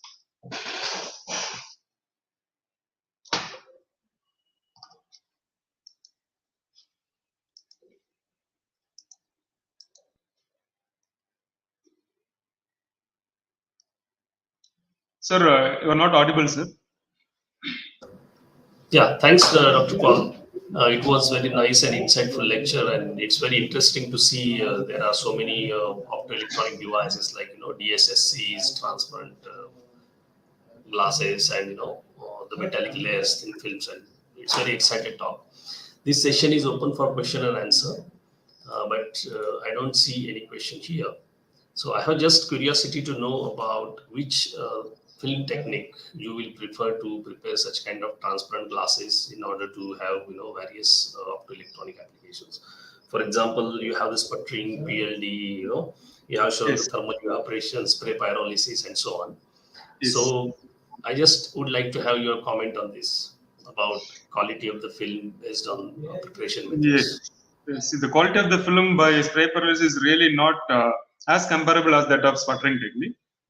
Commercial ITOs or FTOs, commercial ITOs are made by sputtering technique because it's suitable for large scale coating and all.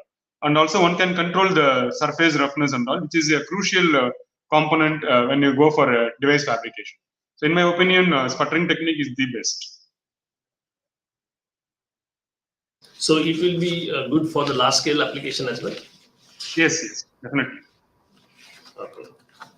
Okay, thanks a lot with this. I would like to thank you, Dr. Paul, for your nice talk, and as well as thank you for giving us a time, your valuable time to deliver the talk. Yeah, thank you, Thanks Dr. a lot. Have a nice day. Now I would like to introduce your next speaker and welcome the next speaker, Mr. Nitin Sharma. Mr. Nitin Sharma is presently working as a managing director of Clarient India Limited. He was a business head in health and nutrition, South Asia, BASF India Limited, from 2018 to 19. Prior to this, he was a regional sales and marketing manager for 10 years. Mr. Nitin is a strategic marketing and business development professional with experience in a leading sales and marketing team for expansion and entry into domestic and international markets.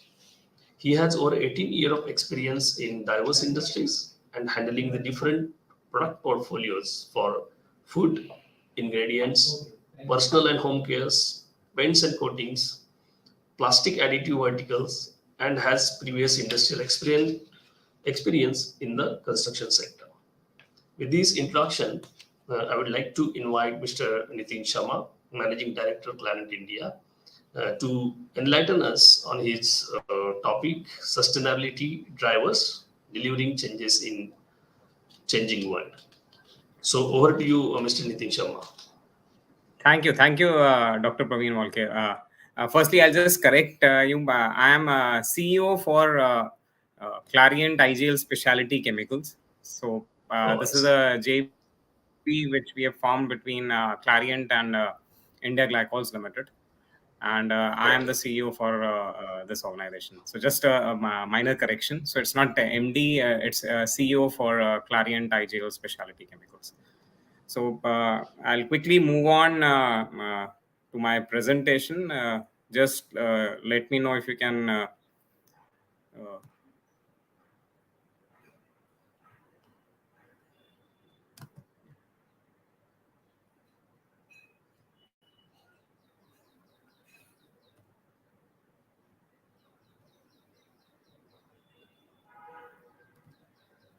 So is my screen visible, and am I audible to the audience?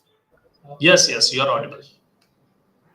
Okay, so as Dr. Praveen was mentioning, my presentation talks of sustainability drivers and driving change in a changing world.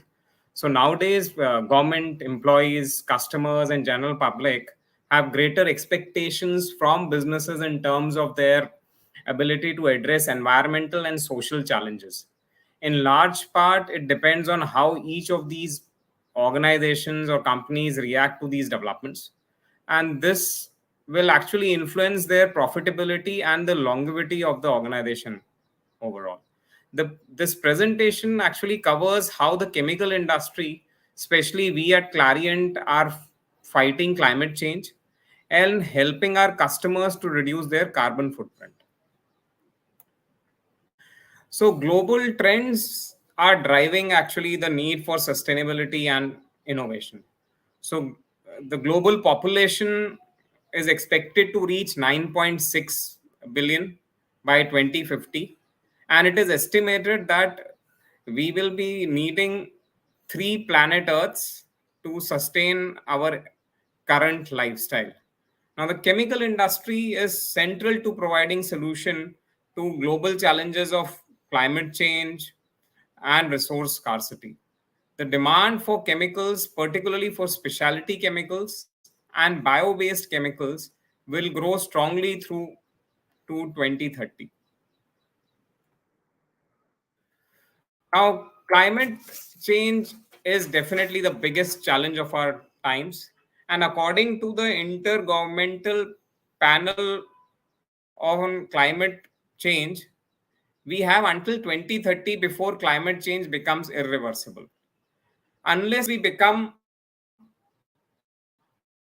more efficient and effective in how we harvest, process, use, and reuse biological resources, we will be confronted by the catastrophic consequence of climate change, biodiversity loss, and resource scarcity. At Clariant, we take our role in preventing such scenario becoming reality very seriously.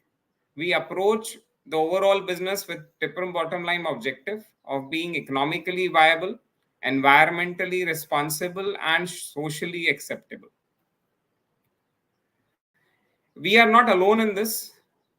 If you look at customers are becoming bold in their commitment, citizens, employees want more and are demonstrating for climate action. Investors are committing to shifting portfolios and their investment in line with the Paris Agreement on climate change. So just to give you an example, BlackRock, which is the largest asset manager, having over $7 trillion, in 2020 have announced that sustainability would be a key criteria for all their future investment decisions. And more or less, industry itself is now making bold statements on climate neutrality.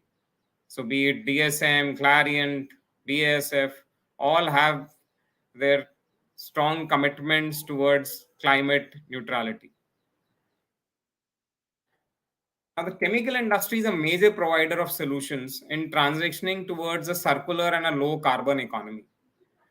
Clariant itself is providing solutions for defossilizing value chains to tackling emissions in hard to abate sectors. We are either providing materials which are low carbon intensity products like for chemical recycling or bio-based chemicals or emission reduction catalyst.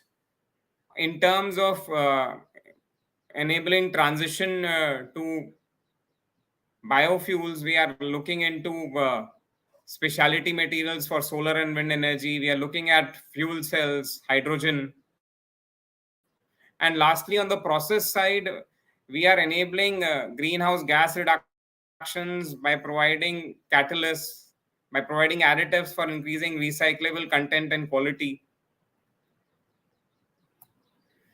Now, as I was mentioning earlier, the window to act on climate change is getting increasingly narrow.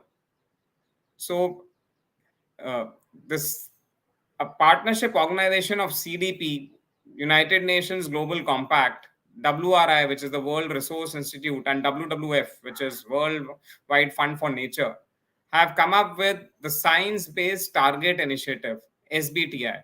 Now, the Science Based Target Initiative mobilizes organizations and companies to set science-based targets and boost their competitive advantage in transition to the lower carbon economy. Customers need to make bold commitments which are reflecting in their targets, and they talk of climate neutrality. The SBTI actually requires a minimum level of decarbonization, and these targets are eligible for leading to absolute emission reduction. The time frame varies from a minimum of 5 years to maximum of 15 years, and it covers scope 1, scope 2 as well as scope 3 targets. Scope 1 and scope 2 are directly related to the emissions coming from the organization itself, while scope 3 emissions are relating to the value chain. It is a prerequisite if a company's scope 3 emissions are 40% of its total scope 1, 2, and 3 emissions, a scope 3 target also needs to be clearly identified. Now, across the globe, there are companies who have been taking action. Over 2,000 companies have been talking and taking actions in regards to climate change. There are already over 1,000 companies which are having now SBTI targets. And if I look at the chemical sector, there are 23 organizations who are already having SBTI targets. Just to name a few, we have AkzoNobel, Beauregard, Clariant, Novozymes, DSM, and even Indian organizations, multinationals like Tata Chemicals, who have set up these SBTI targets. At Clariant, the SBTI climate targets not only future-proofs our operations, but also our product portfolio. So we have set ambitious targets of reduction of greenhouse GSG emissions from scope 1 and 2 to minus 40%, and scope 3 greenhouse gas emissions from our purchased goods and services by nearly 14% by 2030. And how we are trying to achieve them is by becoming more energy efficient. We have digital e-watches at all our plants where we are measuring, we are visualizing and creating awareness. State-of-the-art equipments, energy efficiency, heat integration systems are installed across all the sites at Clariant. And we are also looking at process optimizations. For energy transition, most of the Clariant plants over the last 5 years are now looking at green electricity or low carbon intensity fuels.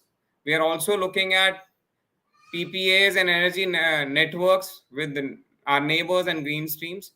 And we are trying to shift our portfolio to low carbon alternatives.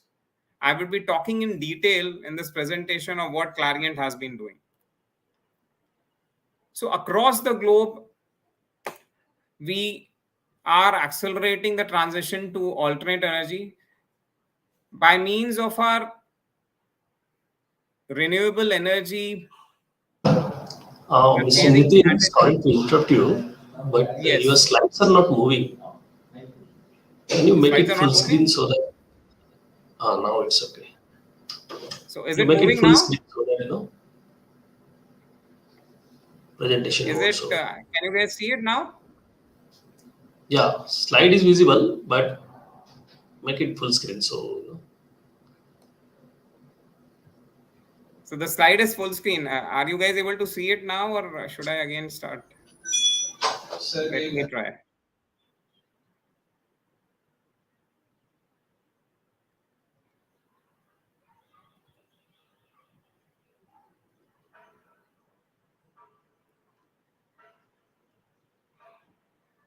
Yeah, are you resharing this presentation? I am resharing it. Okay. Just a minute.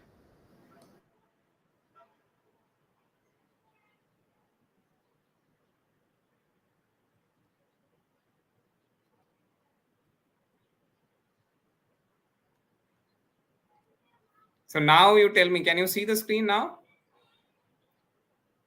Yeah, now it's perfect. Yeah. So as I was mentioning that we are trying to, so guys, were you able to see all the screens, or it was just, it was stuck on one screen only? Dr. Praveen? You just move up and down and let me check whether it is moving. Is it moving now? Yeah, it's moving. Yeah, perfect. Yes, perfect. Okay. So none of these other slides you were able to see? Yes. Okay. So now coming back to, so what we have done is over the last 5-year period, we have moved to green electricity in majority of our plants across the globe. So be it in Clear Lake, USA, where we have transitioned to solar electricity completely by end of last year, or in Brazil, where we have gone with PPA, which is we have gone ahead with purchasing green electricity from the grid. So either Clariant has invested, or we have gone ahead with purchasing power agreements where we are taking green electricity from the grid itself. And it's not only in across the globe, but in India itself, where we have a site in Bontapalli in Hyderabad, where we have completely transitioned to green electricity since 2019. So not only in operations, but even in our offices, we have tried to set up solar panels. So one of the examples, one of the biggest campus that we have, it is the One Clarion campus in Shanghai, where we have put in 1290 kilowatts of electricity is being generated through the solar panels, and the anticipated savings per year is over 300 tons of CO2. Another example is the plant in Germany, where we are producing our low carbon footprint additives, the Exolit Terra range, which is enabling our customers to claim a 20% lower RCI and lower carbon footprint. This is the Indian side which I mentioned, Bontapalli, where from 2019 onwards we are completely on clean electricity solar power. And this facility is also a zero liquid discharge ZLD facility.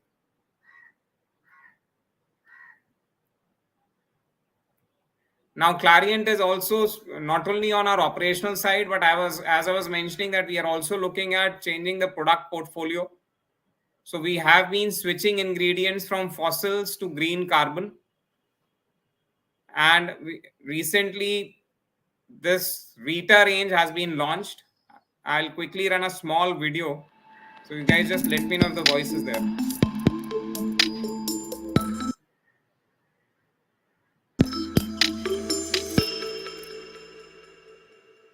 Vita range of 100% bio-based, carbon-saving and fully segregated surfactants and ethylene oxide derivatives.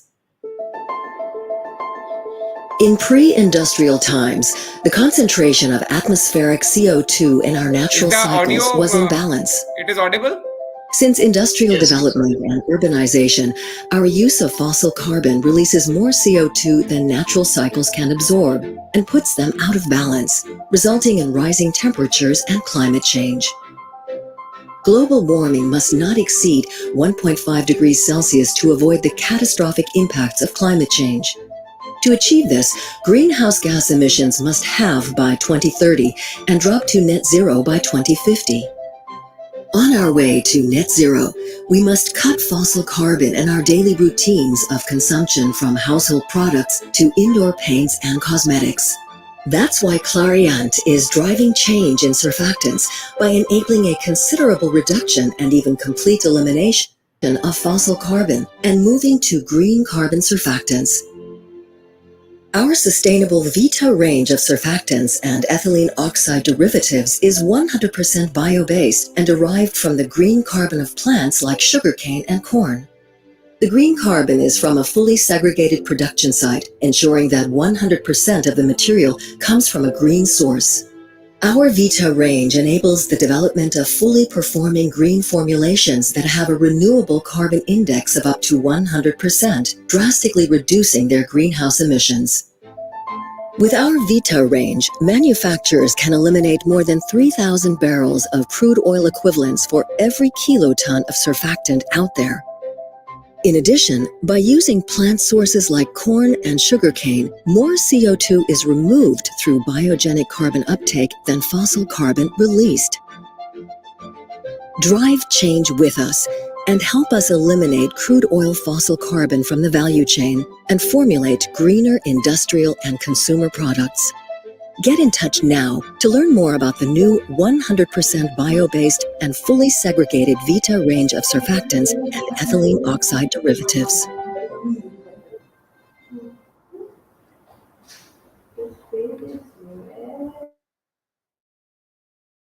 So this whole Vita range that we have recently come up with is 100% bio-based, based on green carbon coming in from bioethanol, be it from corn or from sugarcane molasses. The site is fully segregated, and we are doing this in India itself at our Kashipur plant, which gives certainty that 100% of the ethoxylates that are being produced are from a natural source. The chemistry is identical to the synthetic fossil range that we were having earlier. And this, as shown in the video as well, has much lower carbon footprint. So if I talk of the renewable carbon index, the Vita range has greater than 90%. And for PEGs and all, it's close to 100%, the RCI index, actually. And the difference is, rather than going for the fossil fuel and using a cracker and going by the ethylene route, we actually go by the bioethanol route and produce the EO. And then in our go for the ethylene oxide derivatives and the multi-purpose products. Majorly, or the site is producing all bio-based surfactants and ethylene oxide derivatives. And this segregated plant guarantees our customers 100% of the products which are produced come from renewable source. And as mentioned earlier in the in the video as well, this new portfolio that we have launched is actually carbon negative, thanks to the biogenic carbon uptake while growing sugarcane and corn.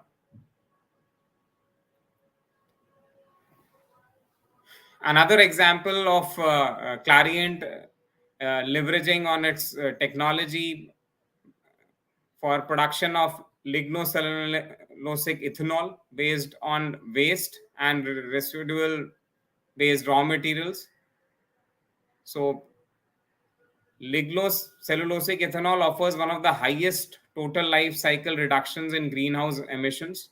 And this actually is the 2G biofuels that we have been talking of. Clariant has commercialized this plant way back in 2018, and we have this flagship technology with us called the Sun Liquid. And through the Sun Liquid technology, right now in Romania, our capacity is close to 50,000 tons per annum of ethanol. Bioethanol is being produced, 2G bioethanol, using wheat and barley straw.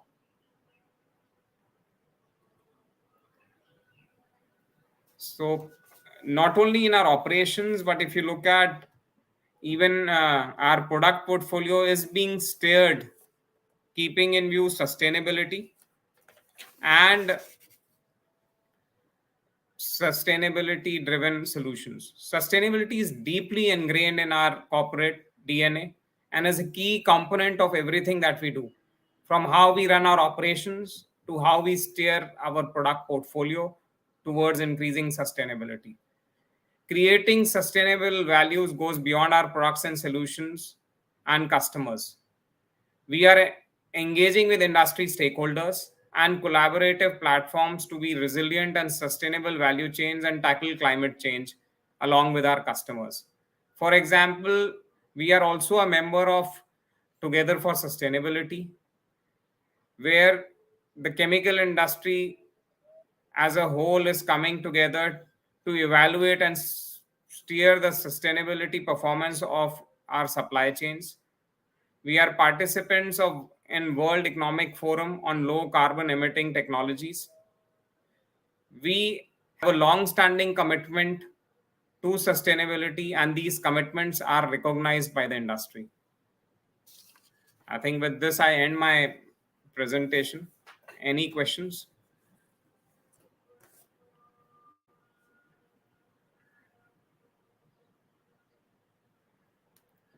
Okay, so thank you very much, Mr. Nitin Sharma, for your very enthusiastic and enlightened talk, where we were very happy to see the Clariant's activities related to biomass and all those things. Now this session is open for question answer. If any panel member or any audience or students, anybody have question, so please go ahead. Okay, so if there is no more question, let's thank speaker Mr. Nitin Sharma for his valuable time and very insightful talk related to sustainable development activities by the Clariant. Thank you, Mr. Nitin Sharma, for your valuable time. Thanks a lot. Thank you, Dr. Praveen. Thanks a lot. Yeah. So let me welcome our next speaker, Dr. Vishwanath R. Patil, who is our colleague from the Department of Chemistry, University of Mumbai. Dr. Patil has completed his PhD in inorganic chemistry from the Institute of Science, Mumbai. He is basically working on water-soluble polymers, light-emitting polymers, nanochemistry, polymer nanocomposites, and so on. More than 16 PhD students has completed their degrees under the able guidance of Dr. Patil. Then he has published more than 66 publications. He has published 33 patents. He completed 5 research projects funded by the UGC, DST, SCRB, DRDO, as well as industries. He has presented his papers in various international national conferences, more than 84. He has delivered more than 50 talks across the globe. Dr. Patil has awarded BC Haldar Memorial Research Award in 2001. He received Best Researcher and Academician Award at University of Mauritius in 2018. Dr. Arvind Kumar Memorial Award for the Best Young Scientist in Chemistry by Indian Council of Chemistry in 2019. And he is a fellow of Maharashtra Academy of Sciences. Dr. Patil is a member and chair of Board of Studies of Chemistry, University of Mumbai. He is member of Board of Innovation Incubation Linkage, University of Mumbai, appointed by the Honorable Vice Chancellor. He is a member of Board of Studies in Pratap College Ambalner, CKT College Panvel, and Kirti College Mumbai.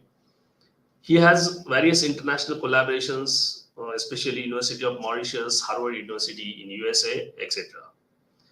Dr. Patil has two major inventions. He has invented a new invisible barcode technology for airplane, expensive luxury cars, automotive sectors, defense sectors, etc. And this invention has been published in a highly reputed journal known as Advanced Material, having impact factor 32.09. This is one of the highest impact factor publication from the University of Mumbai so far. Recent and second one is he recently developed the antiviral coating for the PPE kits and N95 masks for the safety of doctors and other members of during COVID pandemic. So with this short introduction, I would like to invite Dr. Patil to deliver his talk. Dr. Patil, over to you. Thank you, Dr. Praveen Walke.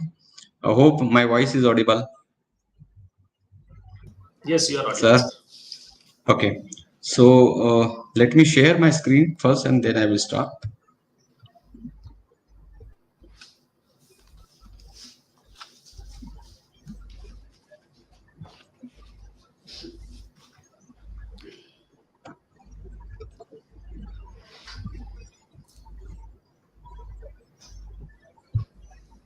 Have you shared your screen?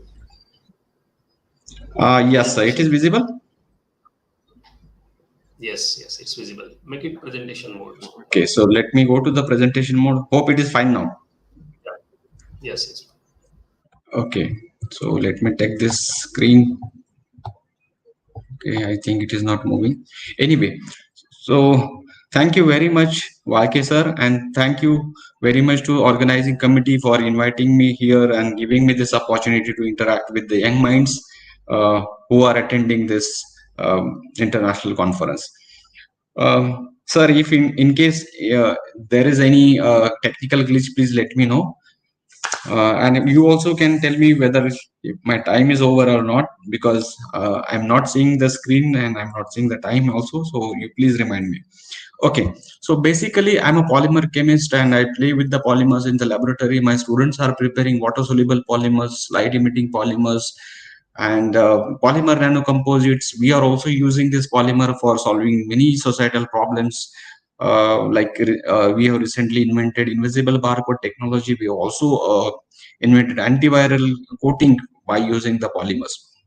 So being a polymer chemist, I always say that polymers are wonderful material, but if we are using this polymer with certain precaution and under certain regulation, then polymers are wonderful material. We are, as I said, we are using these polymers for many applications. So one of the application here is invisible barcode technology. As the organizers were continuously insisting me to talk on invisible barcode technology, so I am here. So okay, sir, Praveen Walke, sir, slide is moving. Yes, your slide is moving. Sir. Okay, so before going to the details of invisible barcode technology, let us see what is the barcoding.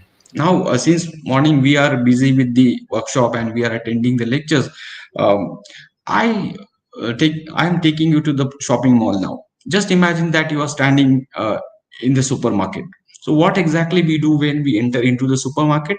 We take a trolley and we go to the respective counter. We select the items that we require, that is biscuit, then soaps, then toothpaste, etc., that we take and we put them into the trolley, and then we go to the cash counter, right?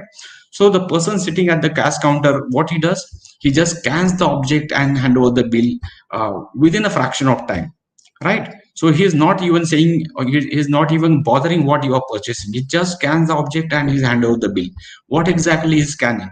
He is scanning something that is known as barcode. So barcode basically is very important nowadays because it saves the time of the retailer, it saves the time of the consumer customer. So what exactly is a barcode is? So barcode is an optical machine readable representation of the data that usually describes something about the object.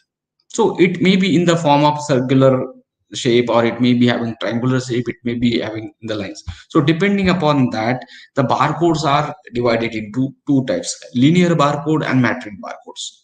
Linear barcodes are one-dimensional barcodes, and they are in the form of vertical lines. You can see here, I hope you can see the cursor that I'm showing here. So the vertical lines are linear barcode, and the metric barcode is two-dimensional barcode. It is in the form of various shapes like triangles, circles, then planar. So there are various shapes which can use, but there are no compulsion which type of barcode we can use. We can use linear barcode, we can use the two-dimensional barcode also, provided that it should be readable to the worldwide. So here I'm giving the information about the barcode that quickly we can finish within 2-3 slides, and then we can go actually what the invisible barcode technology is. So this is the UPC. UPC means Universal Product Code, and it is the kind of barcode that is used worldwide. So it is used in United States, Canada, UK, Australia, New Zealand, and Europe, and other countries. So basically it is one-dimensional barcode, and it has 12 numeric digits. So this is the example what information we can collect from the 12 numeric digits.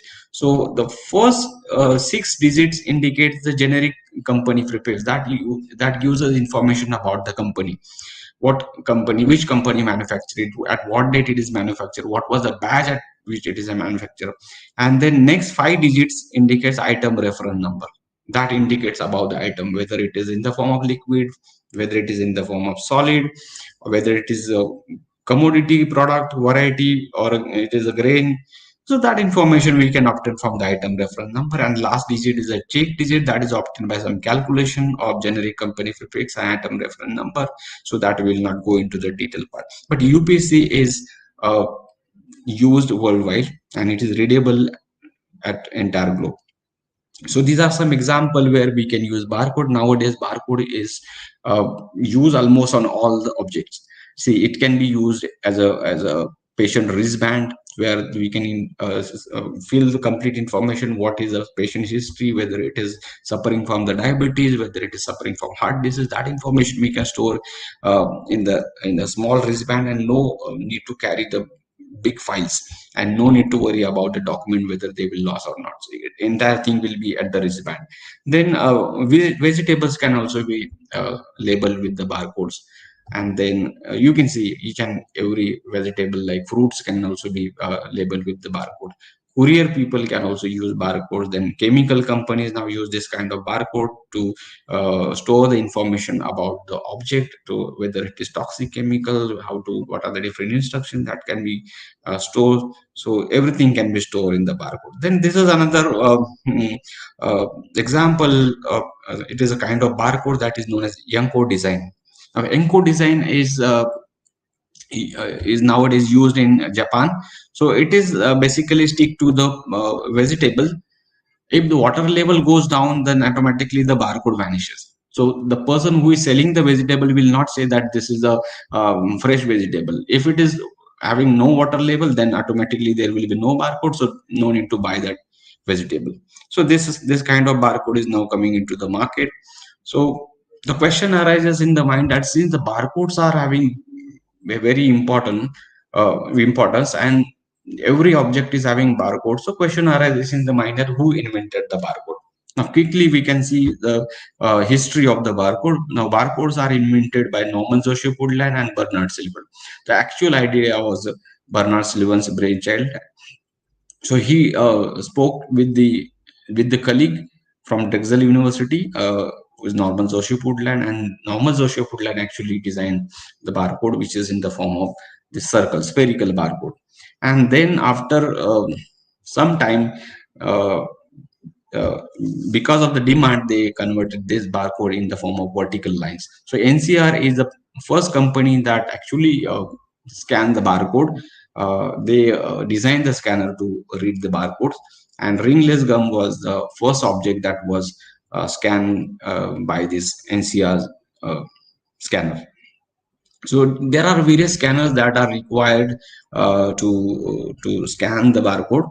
So scanners are available in the various form: laser scanner, LED scanner, camera based scanner, even mobile can also be used as a CAT scanner nowadays. So what are the advantages of uh, this barcode system? I think this screen, this is disturbing us. Okay, fine. So advantages are, this barcode is just in the form of sticker. It is lighter weight and it is easy to use. Only ink is involved. It is accurate and sensitive everywhere. It can be read by scanners, and it saves the time of retailer and customers.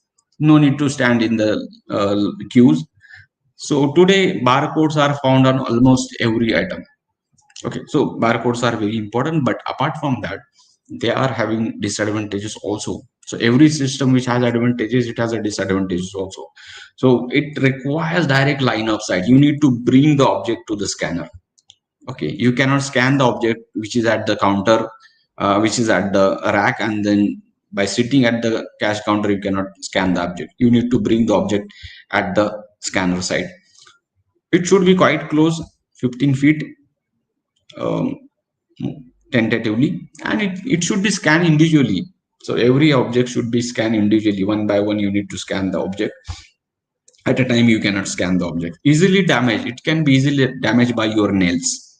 So once it is damaged, there is no option to scan the object. So you need to bring another object, or you need to change the barcode. So it can be misused and altered. So current barcode system, it can be misused and altered. If you are changing the label, if you are changing the barcode, then you can change the prices also. So ink used is sometimes harmful. So sometimes the ink that we use, if we are sticking the barcode on the food material, then it will be harmful because it contains the toxic chemicals. Now let me take this presentation to another level. Up to this, there was information about the barcode. Now let me talk something about our invisible barcode technology. But before that, let me show you two slides why we thought about the invisible barcode technology. So see this slide. It is related to the flight MH370 air crash, which was happened in 2014. So what exactly happened here? The Malaysian airline took off from Kuala Lumpur, and it was supposed to reach at Beijing. Within 15 minutes, it got disappeared from the radar. How many passengers were traveling through the aeroplane? 239 passengers were traveling through the aeroplane. And nobody is knowing till today where the aircraft has gone. Whether it got crashed to the sea or whether somebody has hijacked that. Nobody is knowing. There are many theories available on the Google. If you are Googling about this MS-370 aircraft, you will find many theories. Some people are saying that it is a hijack. Some people are saying that it got crashed. Some people are saying blah, blah, blah. So there are many theories available. The search committee submitted its report, and report says that there are 3 wreckages available are obtained from the Indian Ocean, and these wreckages are believed to be from MS-370 aircraft. They are not confirming that these wreckages are from same plane. Imagine the condition of the relatives of the people who were traveling through the aeroplane. They are still waiting their relatives. Means we are not having technology that can confirmly say that yes, these wreckages are of same plane. Okay. So let me take you to the next example. Ghatkopar aircrafts. Those who are from Mumbai, they may be knowing this. So it was happened in 2018. What happened exactly here? The charter plane was flying over the most crowded area of the Ghatkopar, and it got crashed. Luckily it got crashed to the area where the construction was going on. Okay, and how many people died here? 5 people died. So 4 were traveling to the charter plane, and one was a poor guy, old guy, that was just passing over the footpath, and oil from the aeroplane fall, and he completely burned. So this is the incident. The disaster committee, search committee submitted its report, and report says that the aeroplane was assembled aeroplane. What exactly is the meaning of assemble? the body of the aeroplane is made by some other company and the engine of the company made by some other company. In that case, if you are submitting your insurance claim to the insurance company will say you tata bye bye. Insurance will not be claimed in that case. This is a case of forgery. People do this kind of thing. People changes the body of the cars. They change the engine of the car. Even they do this kind of forgery. So it should be stopped. So on this direction, by looking at two examples, we asked, being a researcher, we ask many questions to us ourselves. Can we work in this direction? Just imagine these two examples and let us ask few questions so that you can also know how we thought about the invisible barcode technology. Can we design a label and that can be stick to the aeroplane and that can be read at any time so that we can get the information about the aeroplane? Even if it is in the sea and there are many years gone, so can we read that label still? Can we label each and every part of the aeroplane so that we can read at any point of time, after many years, or even after air crash in the crucial cases where aeroplane is completely burned? Can we still read that label?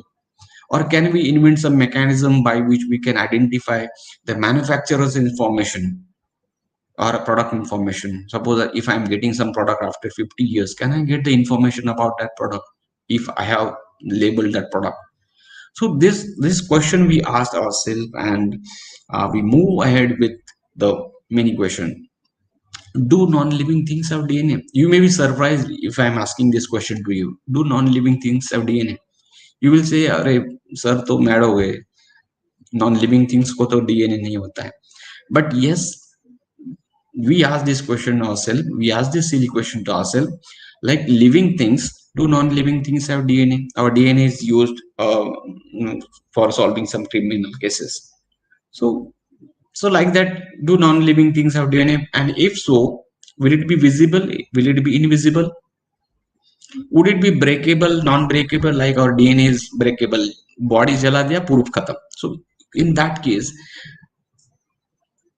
can we identify non-living object easily whenever we want? If non-living things have DNA, can we identify this object easily whenever we want? Means after 50 years, after 200 years, after 2,500 years, can we still get the information about that object? We thought this way, and we did some research, which is solid state synthesis of gold nanoparticles.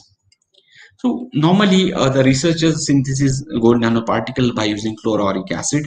They reduce chlororic acid by amines and prepare gold nanoparticle. Now when gold nanoparticle are formed, these are not easily, we cannot see those nanoparticles easily with the naked eye.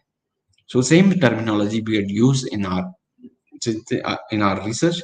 What we did here, we use this epoxy polymer and we cross-link this epoxy polymer. This epoxy polymer is it is general name is araldite. Araldite is available in the hardware shop, but we purchase this epoxy polymer from Huntsman company. Why from Huntsman company?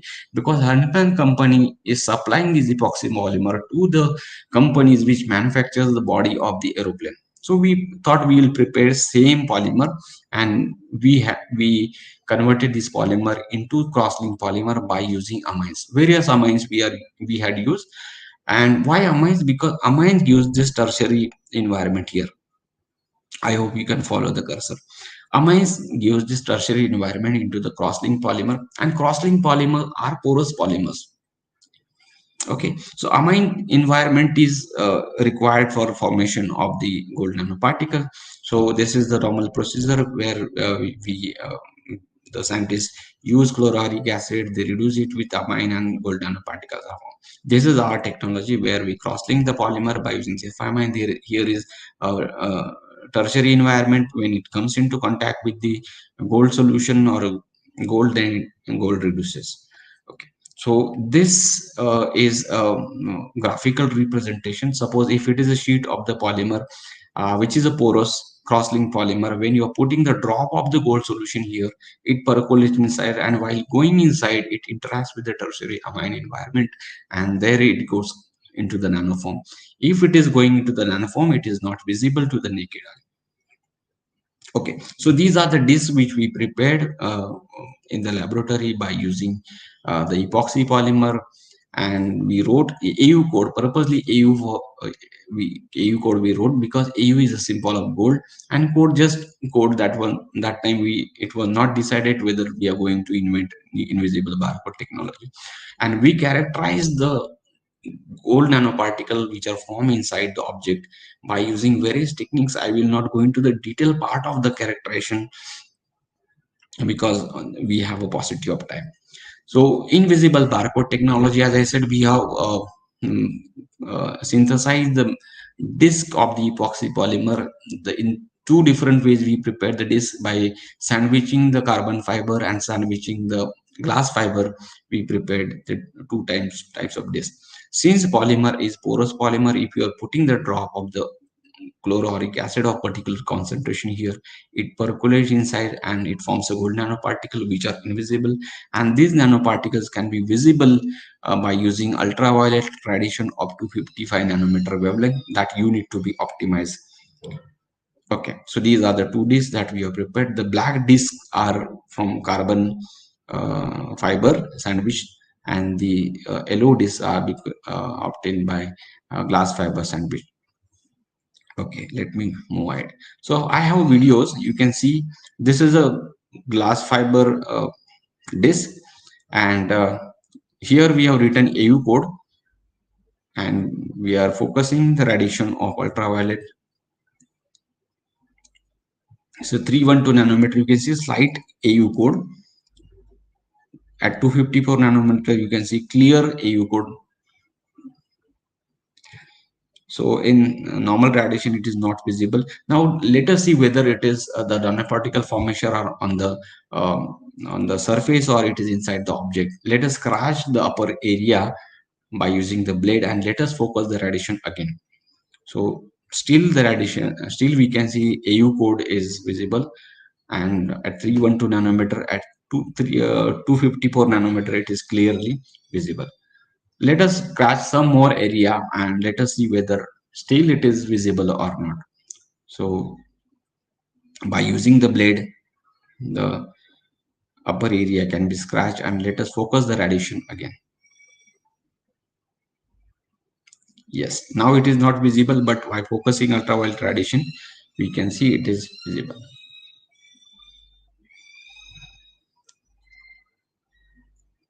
Okay, 312 nanometer, 254 nanometer, it is clearly visible.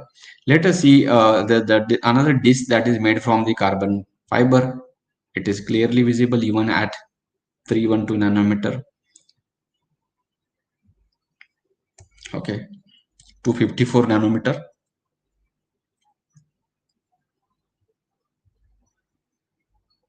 Okay, even by scratching, you can see that the AU code is clearly visible. I will go to the next slide because we have a limited time. So this is we propose that it is an invisible barcode technology, and it can be useful for aeroplanes, ships, expensive luxury vehicles, and other automotive sector, defense, and paint technology. I am very happy that this technology is the DRDO aerospace department is using this technology. They will be using this technology for their aeroplanes. They have collaborated with us through the major research project, and they want us to transform this technology into the paints. So we are doing that in our laboratory.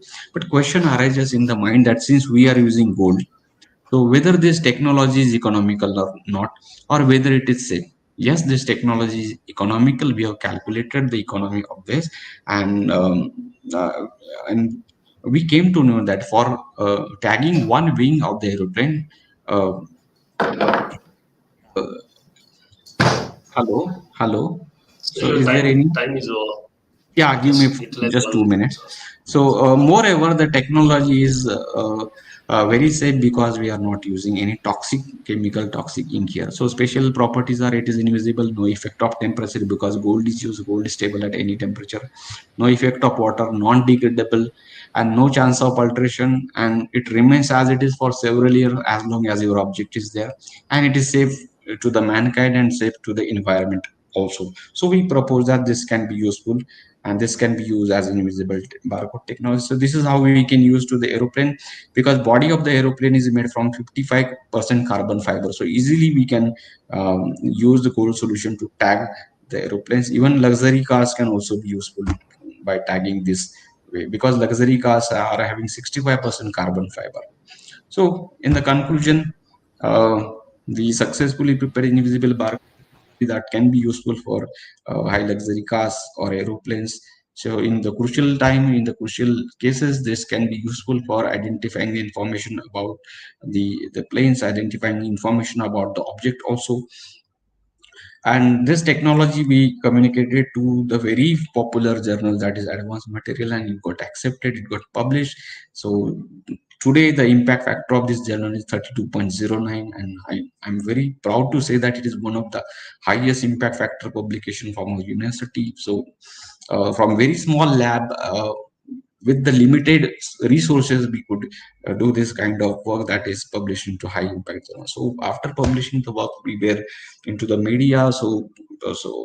Because it was a golden day for us, when the paper got accepted into the advanced material. So I'm not going to the detailed part of this, but those who are the students, those who are listening this, I'm sure they will get motivation through this. And purposely I've made my slide very easy, because in the morning madam says that more than 50,000 students are listening this, more than 50,000 participants are listening to this international conference, and more participants are students. So I thought I will make the presentation very easy. So this is all about from my side. I thank my students, and the funding agencies UGC, DST, CRB, and DRDO, and Amit Nagarkar from Harvard University for this for healthy collaboration. Amol Pansare, who did this work, actually he is in Switzerland, Swiss Federal Lab. He's working as a scientist there now. And Dr. Shyam Khairkar, who was in the Japan now for his next postdoctoral research, and Amol Sherge, who just got his degree. So one and all, thank you very much. Once again, I thank organizers for giving me this opportunity. Thank you.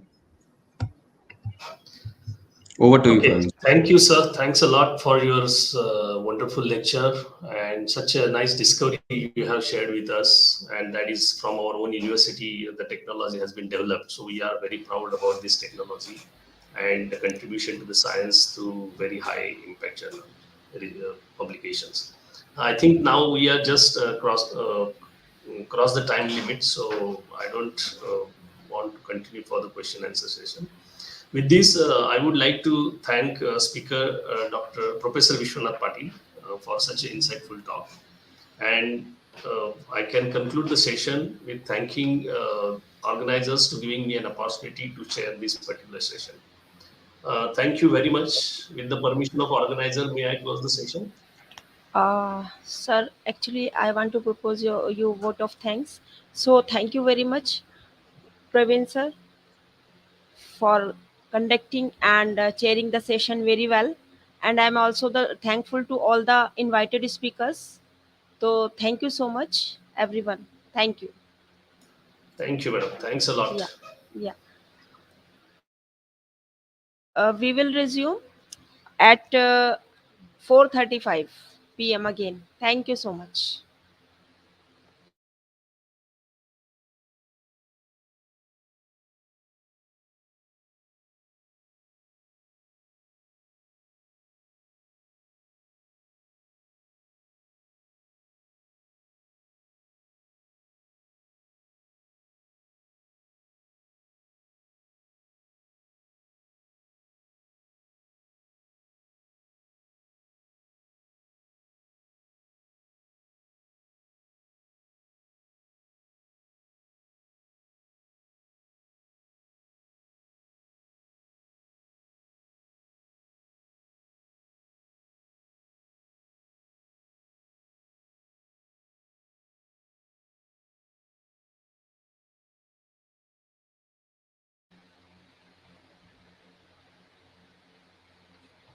Hello, am I audible?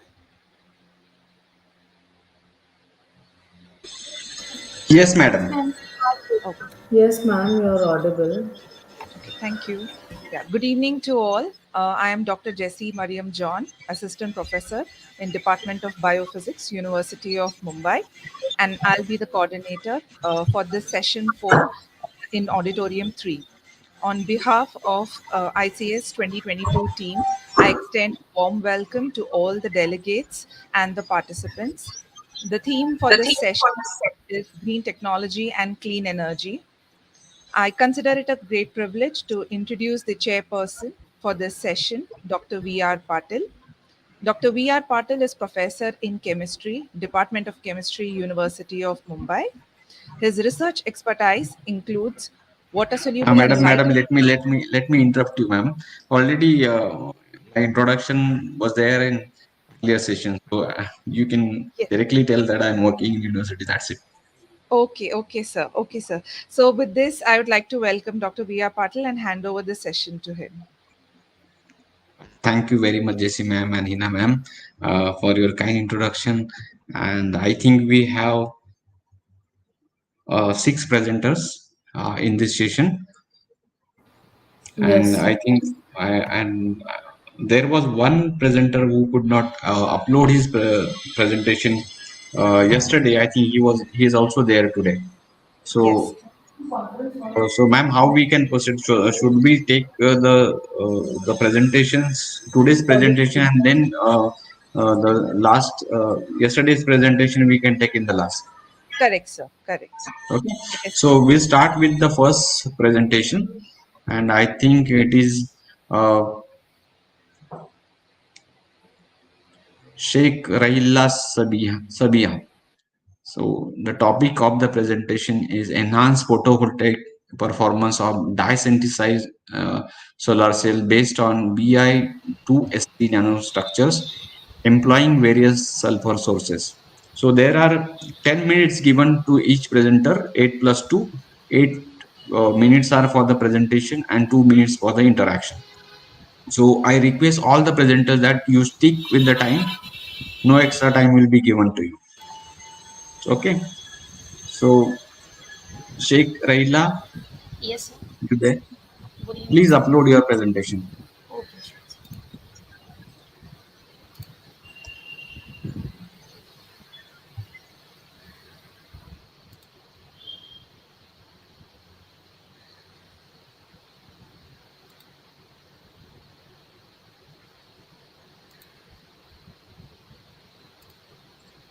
Are you uploading the presentation? Yeah. Yes, I can see. Please go to the presentation mode and then start. Okay. Is it clear now? Yes, it is clear. Yeah. Okay.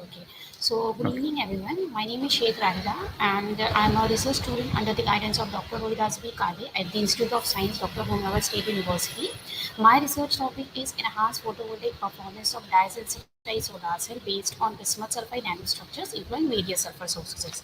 So, I'll begin with a little bit introductions and a background. As we all know that today the whole world is facing energy crisis due to the global energy demand and the if you see as per the recent report, oil prices hiked to approximately $100 per barrel due to the US weak dollars and the imbalance between the energy demand and the deficient supply. So it clearly shows that the traditional energy depletion of traditional energy. So we need to seek an alternative. Energy sources that could suffice the modern society with these crises, and that is the renewable energy sources. So my research work is associated with such fundamental research, okay, to the that is solution to the energy shortage, and that is photovoltaic. More precisely, it is dye-sensitized solar cell. So a common dye-sensitized solar cell consists of 4 components. That is a working electrode, as you can see in these pictures on the on the left hand side, okay, that working electrode, and a die, ruthenium based dye. We generally use ruthenium based dye, and now the researchers have been using some natural dyes also. And then we have a redox electrolyte and a counter electrodes. So generally platinum is being used as a counter electrode due to the superior conductivity and higher electrokinetic activity. However, platinum is very expensive and scarce noble metal. So here problem arises. platinum being expensive metal, and it is very rarely available. So that's why it is important to develop alternative noble metal free material that are capable of replacing platinum as electrocatalyst. So researchers have found that, okay, after numbers of research, okay, we have found that metal sulfide, okay, can replace these issues, or can help these issues out, like we can say bismuth sulfide. Among the many sulfides, metal sulfide, bismuth sulfide is being had captured uh, uh, more attention for a case where it can be used as a counter electrode, or we can replace a counter electrode to make it as alternative low cost counter electrode. So here I had used bismuth sulfide, okay, as it is an important semiconductor material which exhibit laminar binary structures and crystallizes in the orthorhombic systems. So here the methodology which I had chosen over here is a hydrothermal method. Using different sulfur sources like thiourea, L-cysteine, thioacetamide, and sodium sulfide in a ratio of 2:3 in a double distilled water for approximately 24 hours at 180 degrees Celsius, and they were later drop casted on a substrate of FTO glass by a drop casting method after ultrasonication of 1 hour, and then further they were annealed to approximately 250 degrees Celsius for 1 hour. And similarly, we had synthesized working electrode. We had synthesized titanium dioxide at approximately 140 degrees Celsius for 5 hours, and then it was again also drop casted on FTO glass to make it as a thin film after ultrasonication using a binder through a drop casting method, and then further they were annealed for 450 degrees Celsius 1 hour. And then these working electrode, where TiO2 working electrode was dipped in a dye for approximately 24 hours, so that a dye get absorbed properly on via TiO2, and then at a final stage they were assembled to form a DSSC by sandwiching together and by injecting an electrolyte which was used in redox electrolyte, iodide and triodide, to an effective area of 0.16 centimeter square. So my result predict that if we see the XRD pattern, so XRD patterns shows in pure orthorhombic well crystalline Bi2 structure with no additional peaks, whereas the UV visible spectra shows some not that much substantial change in the energy band gap, which ranges from 1.5 to 1.68 electron volt, whereas same analysis shows changes in the morphology. If we see the thiourea based bismuth sulfide shows nanorods which were agglomerated to form a flower kind of morphology, and the cysteine based bismuth sulfide shows nanorods, but they were combined to form a nano star kind of, like it looked like a nano star kind of morphology. And the thioacetamide shows nanoparticles, and the sodium sulfide shows a nanoflakes, okay, that will combine together to form a nanoflakes. And these samples were, when studies for a photoelectrochemical analysis, they shows change in the efficiency, or we can enhance in the efficiency. A thiourea based DSSC show 1.27% efficiency, and cysteine based DSSC shows 1.28% efficiency, whereas thioacetamide and sodium sulfide based bismuth sulfide DSSC shows little bit low efficiency, approximately 1.05 and 0.83 efficiency. So here I conclude that we have successfully synthesized bismuth sulfide product which shows potential application for DSSC, which could be used as an efficient alternative for platinum.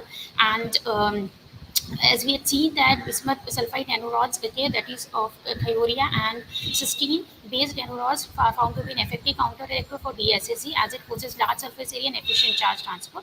So the effect of different sulfur sources concentration shows as a key parameters on the morphology and the efficiency investigated. So these are my references, and thank you so much.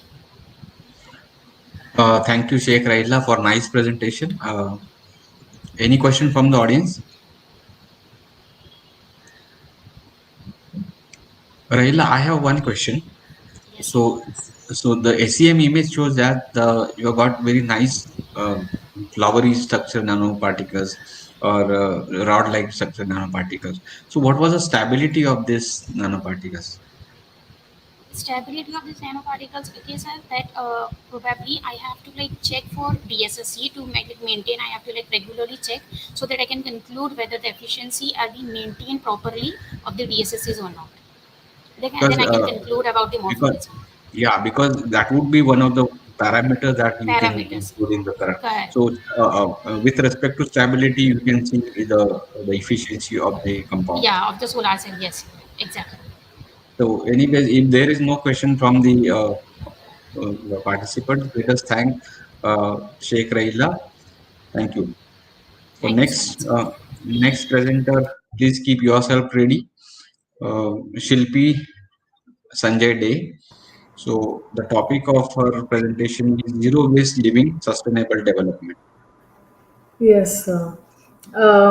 Very good evening to all the dignitaries, and a very warm, a very warm thank you to all of you because of giving me the opportunity to present over here.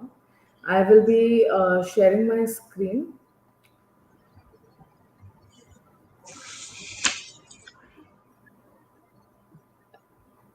So I am actually a media professor, and I have not really been into science, but I want to definitely speak about zero waste living, which has been in my mind for a very long time. And I think this I even try to inculcate with my students, and so that's the reason I have participated in this research conference. So, sir, can I start with my topic? Yes, yes, you can. So, please accommodate a media faculty with y'all because I'm very, very inclined towards environment. So, I thought I should participate. So, very good evening, everybody. We'll speak about zero waste living, which is a new trend in today's lifestyle. So, we know that a lot of people are using these hashtags, hashtag zero waste living, hashtag no waste, hashtag a better lifestyle or sustainable lifestyle. But what is zero waste living? Zero waste living is making 100% utilization of our available resources. Like when we say utilization of resources, it means everything: fabrics, food, electronics, every single thing that we are using has to be 100% utilized. And when we say 100% utilization, that means not a single part of it also should be wasted. A lot of us want to take these initiatives, but we don't know how to go about. We don't know the process, we don't have the ideas.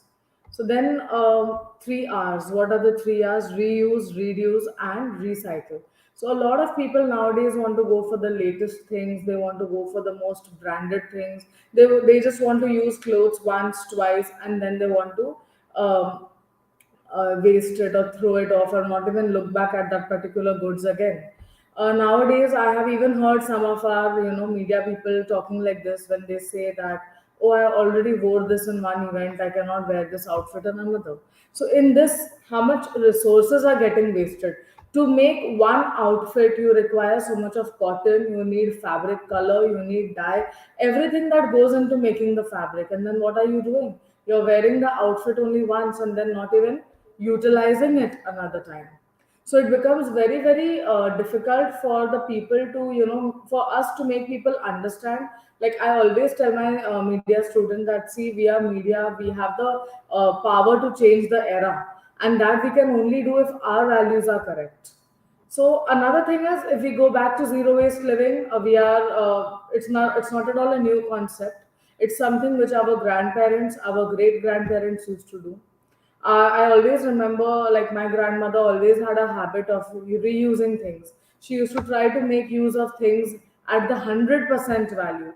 Even if you recollect your grandparents or your great grandparents, you might think that a lot of their qualities were so good that they used to make new things out of old goods. Third thing is alignment with nature. In our house, like I think maximum people will agree that we have lost our touch with nature. With rising buildings and rising infrastructures, very few people are keeping plants at home. Even the kitchen, I think from our kitchen we generate the highest plastic waste. Each and every food stuff that we buy or we order comes to us in plastic, which means that somewhere we are not in alignment with nature. Even the broom, that also has a hold of plastic. Small, small things have a hold of plastic. Whereas before, people used to use coconut leaves or they used to use coconut hair and combine it together, and then they used to make it a broom. So where are the old practices? We are not able to come to that old practices, or we are not able to make earth a breathable space because our practices are not sufficient or they are not efficient. So this lifestyle is not new, as I have already discussed with you. This is a very old lifestyle. Our grandparents, our great grandparents have been utilizing and living a zero waste life. So, what are the different types of zero waste replacements that you can do? Very small replacements. Instead of using a plastic toothbrush, you can use a bamboo toothbrush. Instead of using a plastic straw, you can use a metal straw. Instead of using a plastic tiffin, you can take a metal tiffin. Try to use glass jars. Try to have cloth bags. Make your own products. As long as I remember, there was even an era in India when people used to make their soaps at home, and they used to make it into a gel, then they used to store it, then it used to become a soap. And because if you make your own things, then you will buy less things, and if you will buy less things, which will mean you will have less plastic in your house. So now when we don't follow zero waste living, we can see the mountains of plastic that has been gathered. People are dumping into free spaces in such a way that there are big mountains of plastic that are being dumped into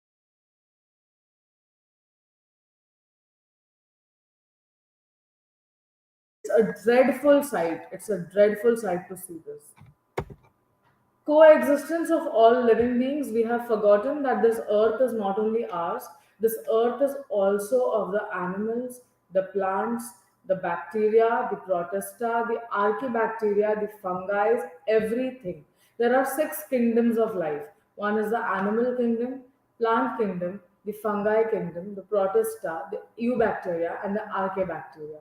So these all things have to live together. We cannot say that just because we have a superpower brain, or just because we have a lot of intelligence, that we can ruin other kingdoms of life. I would like to say that even animals contribute in a very large way into our earth. It's us human beings who are not contributing. If you see the contributions of animals in the earth, you will see that even an elephant contributes in such a massive way. When an elephant walks in the jungle, he presses with his foot weight, with the weight of his body and the weight of his foot, he presses down all the seeds that are fallen on the earth. And from those seeds, new plants are grown. An animal can contribute so much. So we human beings are, we should really be ashamed that we are destroying and not making it better, despite of technology, advancement, education, and knowledge. Small animals, an ant contributes in several ways, crows contribute in several ways. What are we doing? Even plants contribute. If you keep a lot of neem plants, your air becomes purified without any chemicals, without anything. So it is just that each and every living being who is taking the place on earth is contributing back to earth, except for us human beings. With this, I would end my PPT presentation. I'm open to questions. Thank you, Shilpi madam, for nice presentation. It was really thought-provoking ideas that you brought us, but before us.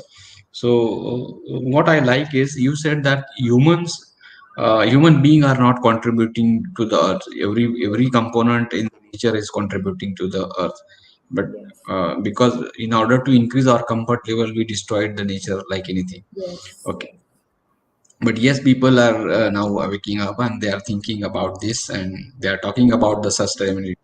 So To so be since very honest, sir, when I actually read the entire thing, I thought it was a science department, and should I participate in this or no, because I'm a media faculty. But I was like, okay, no, let me just put my side, put my angle also in this, the media no, angle. it is really great that you contributed in this conference, you participated in the conference. So I'm just curious to know about the bamboo toothbrush. So you Yes, said sir. about something that we can So there replace are plastic. various online programs. Like there is this place called Bare Necessities. They have their own online shop where they give bamboo toothbrush, and even we have Adrish Zero Waste Store in Mumbai. Okay. So these bamboo toothbrush, they even last for very long. Similarly, you get a replacement. Like if you don't want bamboo toothbrush, you can use neem toothbrush also, which is very Okay. effective for your So, teeth so and which is very yeah, effective. that is a actually conventional method to use the brush. In the villages also now people are using same neem tree ka or lakdi. Yes. So anyway, thank you so much. Is there any question from the audience? If there are no questions, let us thank Shilpi madam for a nice presentation. Thank you. Let us call for the next presenter. I think next presenter is Shivanaga Saujanya Yes, Reddy. sir. The Yes, topic sir. of the presentation is metal oxide nanomaterials for water remediation. Please Yes, sir. start your presentation. Yes, sir. I'm Yeah. sharing the screen. Okay, please.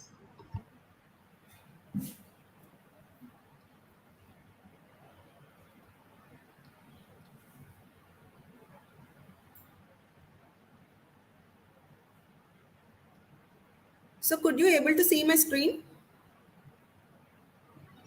So my Not screen yet. is. Not yet. Click on share button. Yes, sir. I have Share, clicked on. share icon.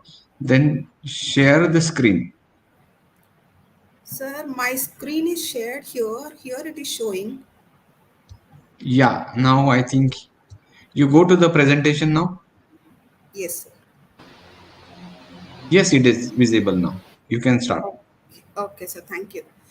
Respected chairperson, senior professors, and fellow participants. Good afternoon, good evening, one and all. Myself, Saujanya Reddy, I'm going to give the presentation on metal oxide nanomaterials for water remediation.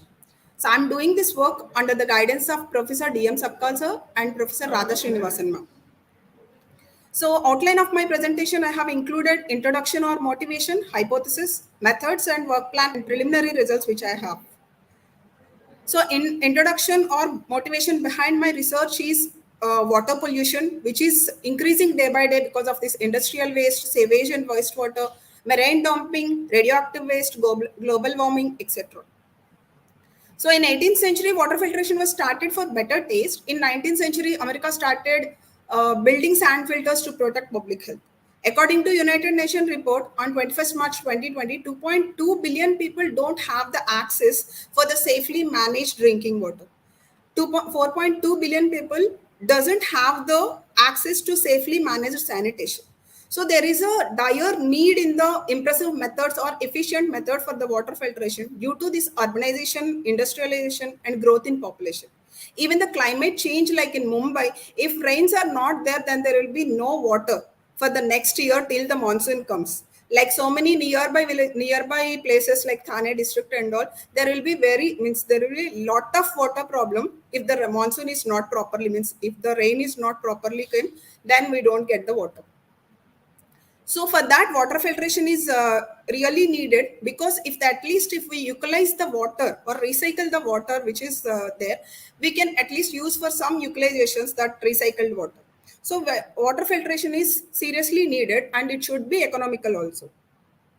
So that the technology which I'm going to use for my application is nanotechnology, where the nanomaterials having the particle size 1 to 100 nanometers. So because of this size reduction, there will be the more prominent properties like good mechanical properties, good chemical stability, high surface area, and etc. There are so many nanotechnology. Like in membrane technology, carbon nanotubes membrane, graphene membranes, and cellulose membranes are used. And absorption technology, biometallic absorbent, metal absorbent, and mixed oxide absorbents are used. So in current nanotechnology-based solutions for sustainable water treatment, these are the different solutions based on using nanomaterials. That is nanophotocatalysis, disinfection, nanofiltration, nanoabsorption, etc. So among these, I have selected photocatalysis method because which can remove harmful, degrade harmful organic pollutants into less toxic, smaller molecules, and without forming any secondary pollutants, and using sunlight and other light sources as driving force. Here I have included the photocatalysis mechanism where it will means where the catalyst means when the light incident on the catalyst, then it will electron hole pair will be formed where the electrons are responsible for the O2 minus radical by the reduction process, and OH radical means hole is responsible for OH radical by the oxidation process. So these O2 minus radical and OH radical are responsible for the degradation of pollutants in the water during the photocatalysis process. So in the hypothesis, I have included like previously metal oxide like TiO2 had an effective photocatalyst in degradation of water treatment because of their higher band gap tunability, low transparency in visible light, increased surface area at nanoscale level. Among various metal oxide, I have elected Fe3O4 has a in water remediation because it has so many advantageous properties like biocompatibility, non-toxicity, high magnetic susceptibility, chemical stability, inexpensiveness.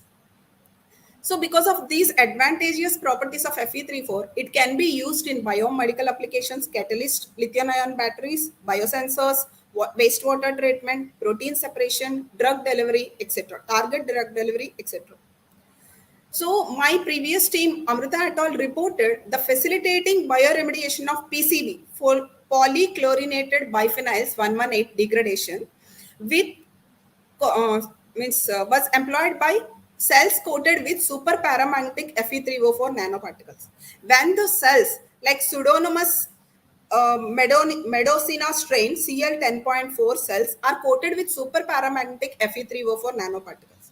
After coating this after coating, still they are cells are viable and capable of carrying out degradation. There is no difference in the characterization of the cells. So Fe3O4 particles are non-toxic. At the same time, the main advantage of the cells coated with Fe3O4 nanoparticles is it can by using the magnet we can easily make it immobilized and it can be reused for the second batch of PCB degradation. That is the main advantage in the Fe3O4 coating of Fe3O4 nanoparticles. So these are the STEM images of free cells and cells coated with Fe3O4 nanoparticles. Methods or work plan which I am going to follow, which I have followed, is synthesis of Fe3O4 nanoparticles by different methods and photocatalysis, optimizing parameters for efficient water filtration to study different characterizations like XRD, SEM, TEM, and VSM, etc. So very basic means I have started this work 2-3 months before only. So I have synthesized the particle Fe3O4 nanoparticles and I have done the preliminary characterizations. So I have synthesized Fe3O4 nanoparticles by co-precipitation method. In this, I have used the precursors FeCl2 4H2O, FeCl3 6H2O, and NaOH as a precursors. And I have used I have maintained the reaction temperature 70 degrees for 5 hours in the oven and dried it and filtered and washed several times with acetone and water, distilled water, and dried it 70 degrees centigrade and 10 hours at 10 hours. So collected and preliminary characterization is done. So in my preliminary characterization, I have taken the water sample from the river which is nearby my home, that is Ullas River. So I have taken the water sample. I have added different weights of Fe3O4 powder, like 25 gram, 75 gram, 125, 200 gram, and 250 gram. So I just kept it for 24 hours. Then we can see the little clarity, transparency in the water with the 125 grams of Fe3O4 particles. Then I just again keep it for another 24 hours. Then I could see the more transparency in 125 grams and at the same time 75 grams of Fe3O4 powder added in the water sample. So after getting these results, I just checked the XRD how it will be. Then I got the XRD characterization like this. So with this XRD, I thought maybe I should get the more precise characterization of the Fe3O4 particles by using the TEM and further characterizations.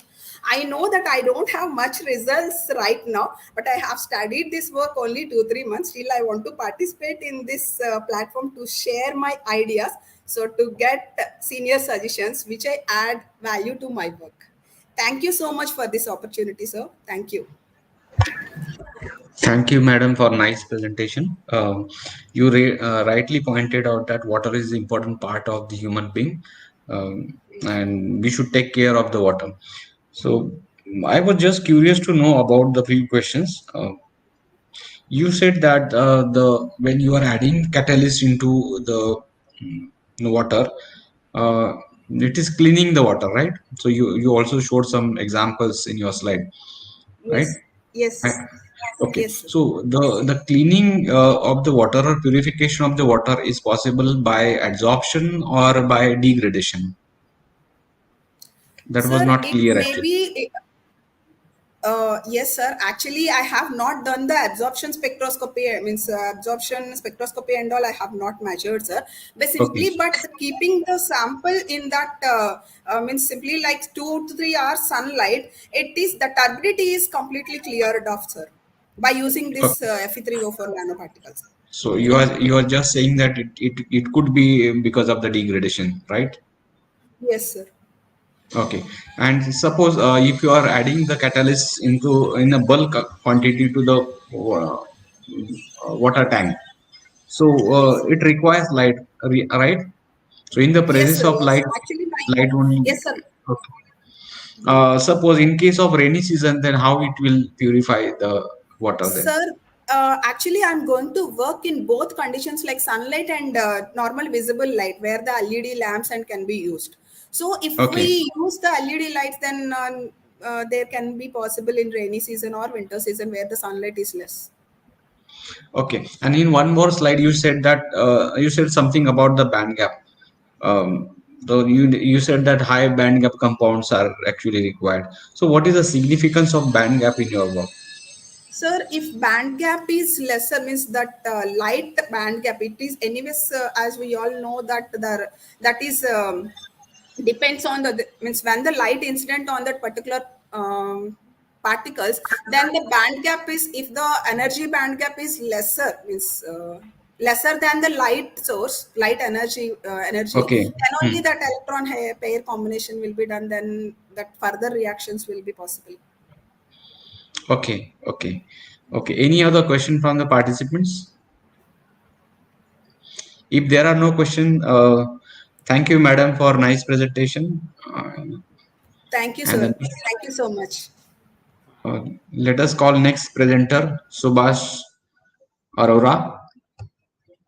The topic of Subhash Arora is India ready to embrace electric vehicles? A study to predict the purchase intention of domestic consumers. Over to you, Yes, sir. Subhash. Yes, sir. Am I audible, sir? Yes, yes, you are. Okay, sir. Sir, is my PPT visible? Not yet. Please click the share button and then entire screen.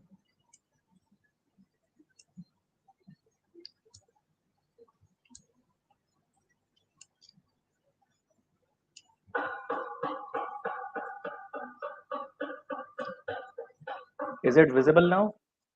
It is coming. Not yet, but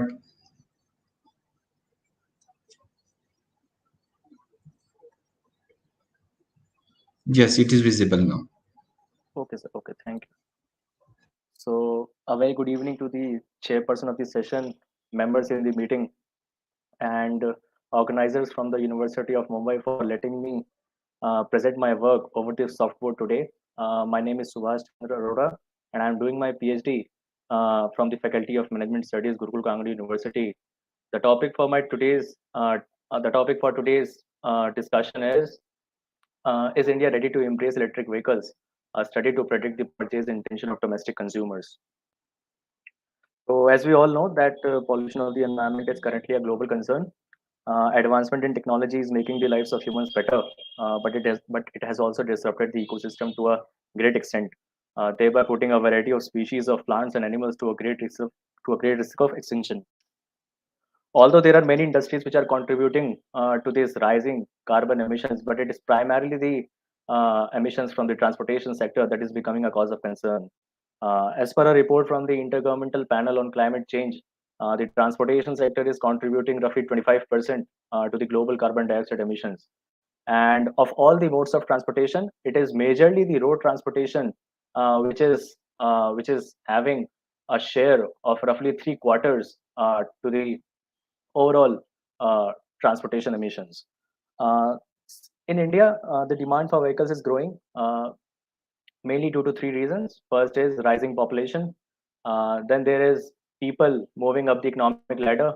And thirdly, car remaining no more a luxury for a significant proportion of the population.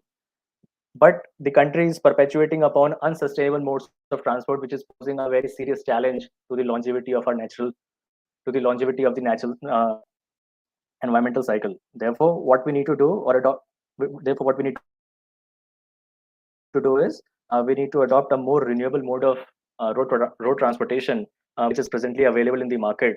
These are the electric vehicles. Now, electric vehicles are a new propulsion technology. Instead of using uh, internal combustion engines, uh, uh, motors are being installed to make the propulsion happening. So countries and companies all across the globe are setting targets and providing numerous financial and non-financial incentives to increase the use of this green technology. However, the consumer uptake of this technology has been largely poor. If I quote some statistics, then the market share in India is less than 1%. In the year 2019, of all the electric vehicles sold in India, the share of electric cars was just 3,400. So this portrays the dismal picture that our country is having as of now. Coming forward to the research gap, now there have been various studies that have tried to explain the purchase intention of electric vehicles. Um, Different authors have used different theoretical frameworks to study what the consumer thinks before buying an electric vehicle. However, most of these studies are done or are restricted to developed markets of the world, namely the United States, the United Kingdom, some European countries, as well as China. Therefore, what it is that encourages consumers to adopt electric vehicles in the Indian market comes to the attention in this research. Broadly, what we can say is that the literature related to the electric vehicles is inadequate because the industry is still emerging. All the consumers in India are slowly coming forward to adopt green products, but the market share remains modest. Therefore, understanding the adoption intention of Indian consumers toward green vehicles in a comprehensive manner is to be undertaken by working on factors on which limited work has been done. So for my study, these were the variables that have been identified. These variables have been picked up from a very strong theoretical foundation being given by Rogers in 1963 and revised subsequently in 2003. So the first variable here is the related advantages, which is the degree to which an individual perceives a particular innovation to be better than its counterparts. It could be the financial or non-financial benefits or the pull factors that make customers to purchase the product. Then there is compatibility between the needs and attributes of the product. Third is the complexity, or in other sense, we can say the ease of use of using a particular product. Triability indicates whether a particular product is available to use beforehand, whether we can try it or not. Observability means whether we can actually see the results of that innovation or that technology in front of our eyes. Then is attitude, which is which we can say is the assessment or one's view regarding the different products that are being offered in the market. Then lastly is the intention, whether we are willing to buy these things in the future or not. So in this study, we are here to study the intentions only, whether the Indian consumers are whether the Indian consumers would buy electric vehicles in future or not. So this was the conceptual framework that was being developed as a part of this study. There are 11 hypotheses that have been framed. Six of these hypotheses will study the direct impact of the six factors, whereas attitude will also act as the mediator and will try to capture the indirect effect of the rest five variables. So this was a literature review that was being done. regarding the research methodology, we authors went to the Delhi NCR region and tried to gather the responses of the drivers riding the conventional vehicles on Delhi roads. We chose these drivers on the basis of non-probability sampling. We used judgmental sampling to capture the required data. Survey was a questionnaire was prepared. The items for which was being taken from the previous skills, and after consultation with the experts and experts belong to the academy and as well as the industry, certain items or certain statements of that questionnaire were modified so as to fulfill the purpose of our study. So this is the demographic profile of the respondents that were part of the study. We collected general information regarding the gender, their age, their educational qualification, as well as their annual household income. So firstly, we uh, tried to analyze the reliability and the validity of the questionnaire that we presented in front of the consumers. So this was being done with the help of the SPSS software, SPSS 21 version. The software was being used to check the reliability and the validity of all the items. One item got deleted because it has a poor factor loading. This was the uh, this was the result of the SEM analysis that was being undertaken with the help of AMOS software. Now, the results, the direct impacts says that the consumers believe in the relative advantages of the vehicles that are being offered, but simultaneously they also believe that these vehicles are complex to drive, or they are not easy to use. Complexity was being recognized in terms of non-availability of charging infrastructure. Then there was range anxiety. Then there was speed constraint. Things like these are actually hindering the penetration of these vehicles in the Indian market. The indirect effect of the variable was also checked. The mediator here was the attitude, and of the 5 hypotheses, it is just the one that got rejected. So coming to the significance of the study, so from the results of our study, we can conclude that Indians are optimistic towards this technology, and they are future ready to buy these vehicles, provided the barriers or the negatives associated with this technology are being taken care of. See, mobility is an integral part of today's life. Transportation sector is contributing towards economic development and environmental degradation at the same time, and it is also becoming or it is also leading to various health problems for all the species on this planet. Therefore, we cannot stop the use of vehicles altogether, but a viable solution in form of renewable energy needs to be brought into the mainstream transportation market. So this study can provide useful indicators as to what can be done by the companies so as to position their product rightly in the market, and channelizing their resources and efforts in the right direction, which consumers to target first and which markets to explore first. So these were the statements that were part of the questionnaire. Statements related to the relative advantages, to the compatibility, construct, Mr. Subhash, 8 complex. minutes are over. Okay, sir. Okay, it is almost done.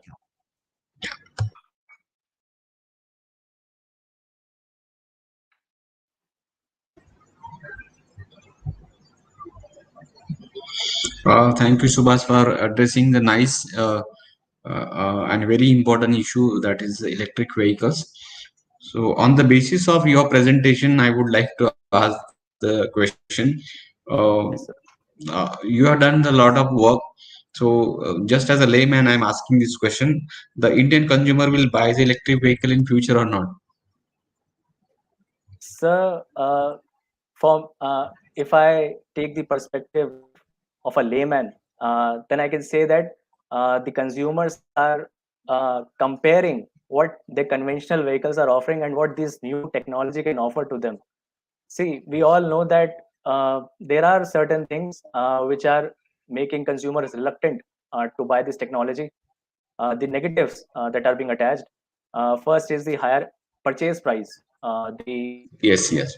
ownership cost is very high. If you go to the market, you will find a conventional car, a petrol car, in the range of 5 to 6 lakhs. But if you go to buy Right. an electric vehicle, it will cost you more than 10 lakhs.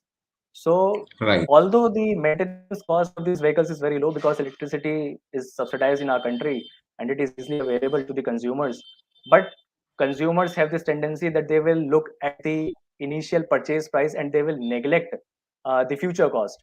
So these are the things which the government needs to take care of. Charging infrastructure has to be built. We cannot easily find the recharging spots as we can find the petrol stations after every 2 kilometers or 3 kilometers. So these are things Right. which the consumers are waiting that they can be addressed by the government, and then they will slowly shift to this uh, technology. Yes, right. And also the people are thinking about the safety point, because Yes, you must have read in newspaper that the vehicle, the mostly battery is bikes, catching are fire. getting catching fire. Uh, So that part is also a very important part, and it yes, sir. should be addressed in the future. Yes, sir. And Definitely. yes, and you rightly said the barriers in the layman's mind. So they are also thinking about the cost. They are also thinking about the So the government is coming up lifetime with lifetime subsidies. of the battery. Yeah, Yes, sir. lifetime of the battery also is very less, Yes, because sir. every after 5 years you need to change the battery, and battery cost is Yes, the sir. half of the vehicle's cost. Okay, so that Yes, is sir. the anyway. Is there any other question from the audience? So if there are no questions, let us thank Mr. Subhas for nice presentation. Thank you very much, Thank you, Subhas. sir. Thank you, sir. Our next presenter is Dr. Ujwala Ambadas Jadhav, madam. Madam, nice to see you here. And the topic of the madam is purification of wastewater through fungus encapsulated in beads, a step towards sustainable future. Over to you, madam.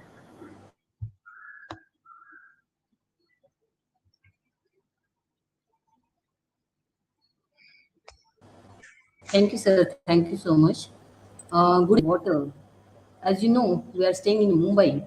This is the city where the lots of water, wastewater that is included in the drinking water, and we are facing lots of problem here in Mumbai city.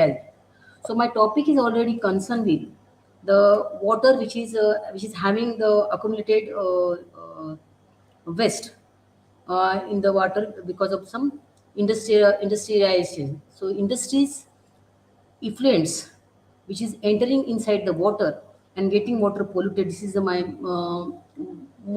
main motto to focus the pollution part of the water. We are aware of that the near about the Earth surface 4.5 billion years, the quality sufficient water we are getting for the ocean also, and in developing countries there about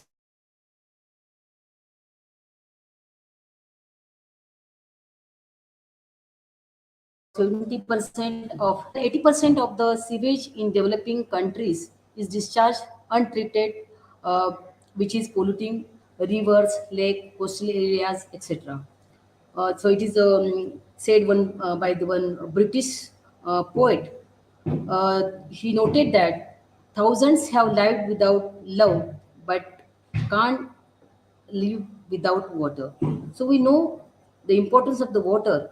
So the potentially harmful elements that contaminate waters are from arsenic to copper to lead, which have found in tap water, and harmful microorganisms which contaminate the streams, rivers, lakes, and degrading water. The major pollutant, as everyone knows, but I will just sum up with the few. There are so many classes of the pollutant. The first class that is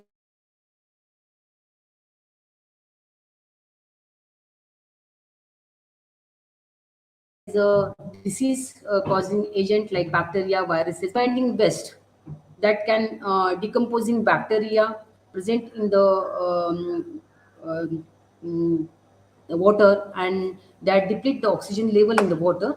Then water soluble inorganic pollutants such as acid, salts, metals, uh, they are there.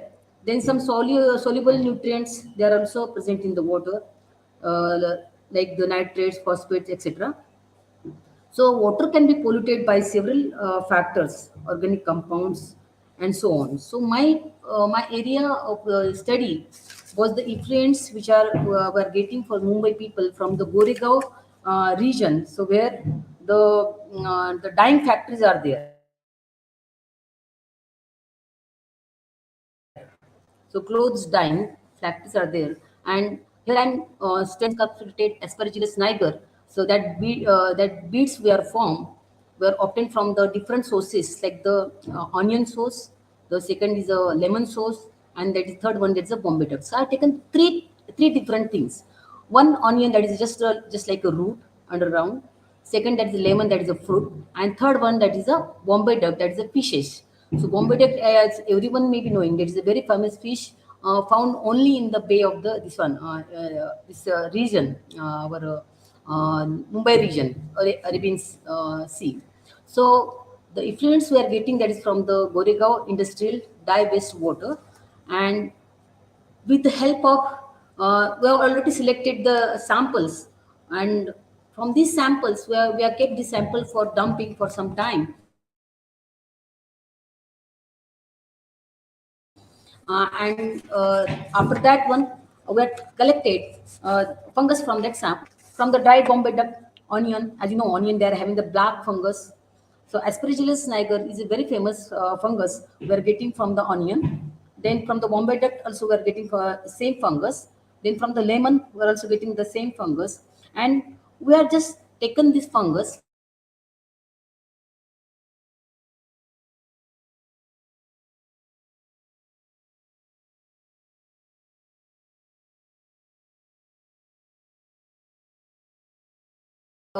concentration for further water analysis. Uh, after testing water quality in different way, I have already mentioned here the three methods. So dilution, after that one optimizing the quality test, and after going the fungus,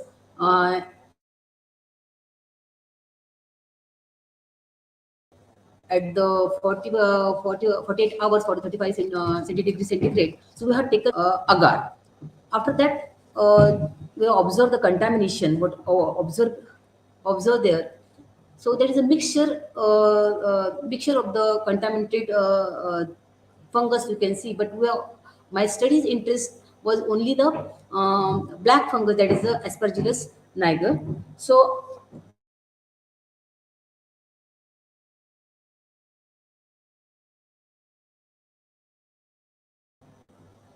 section, we have formulated some, encapsulated that fungus in the mixing with the sodium alginate solution. Then after that one, we transferred that into the beads, that is calcium chloride sodium, and after that one, so it is observed that the color changes, the dye water, and it becomes little not 100% pure water we are getting, but some sort of beads they are observing the water, and after that one we are getting the little purity. Uh,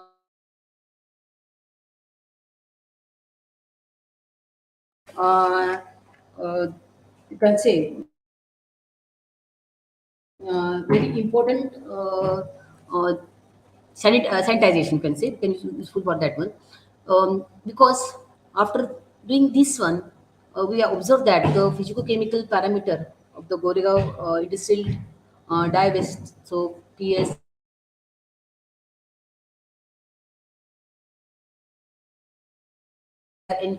encapsulated with the Aspergillus niger bits. Then after that one, the hardness of the water range also changes, and so on.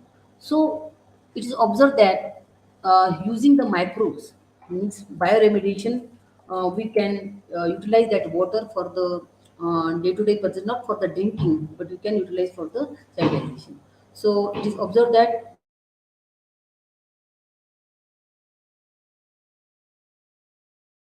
environment all the ecosystem which have their own communities of bacteria and decompose biological matter. However, contamination by sewage and human waste can disturb the natural balance of the bacteria and will affect aquatic ecosystem. So, as my subject is aquaculture technology, we are already focusing on the aquatic life and what are which are we are facing in the ecosystem uh, through the sewage bacteria or uh, uh, any other substances. We are trying to read up with the using of this bioremediation method. So it is a very cheaper method and it is very easy to implement in the large scale. These microorganisms can be utilized to destroy the contaminants in the large scale, and we can charge them into the hearts very less harmful structures. So, performing this particular experiments, we are come to the conclusion that in the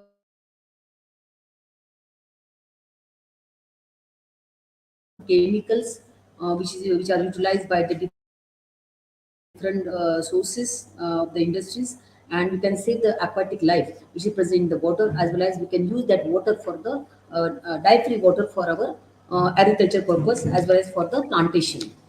So these are some references I have used here in my during my studies. Thank you for listening. Thank you, Ujwala madam, for nice presentation. Uh, it is really a very good piece of work. Uh, till today, I was knowing that the fungus are very dangerous, and you made them to purify water for us. So it is really wonderful job you are doing, madam. I have a couple of questions. Whether this study was really limited to the dye water or it was related to the other effluents also. Ujwala madam, am I audible? Jesse madam? Yes, I can. Yes, I can hear you, sir. Actually, two, three Yes, sir. samples we have already taken. Can you Yes. hear me? Yes, Two, three madam. Yes, samples madam. from the Miti River as well as from the other sources where the Okay. polluted water is there. But I find that very suitable for this dyeing water. Okay. And have you compared the purity of the water with the normal water?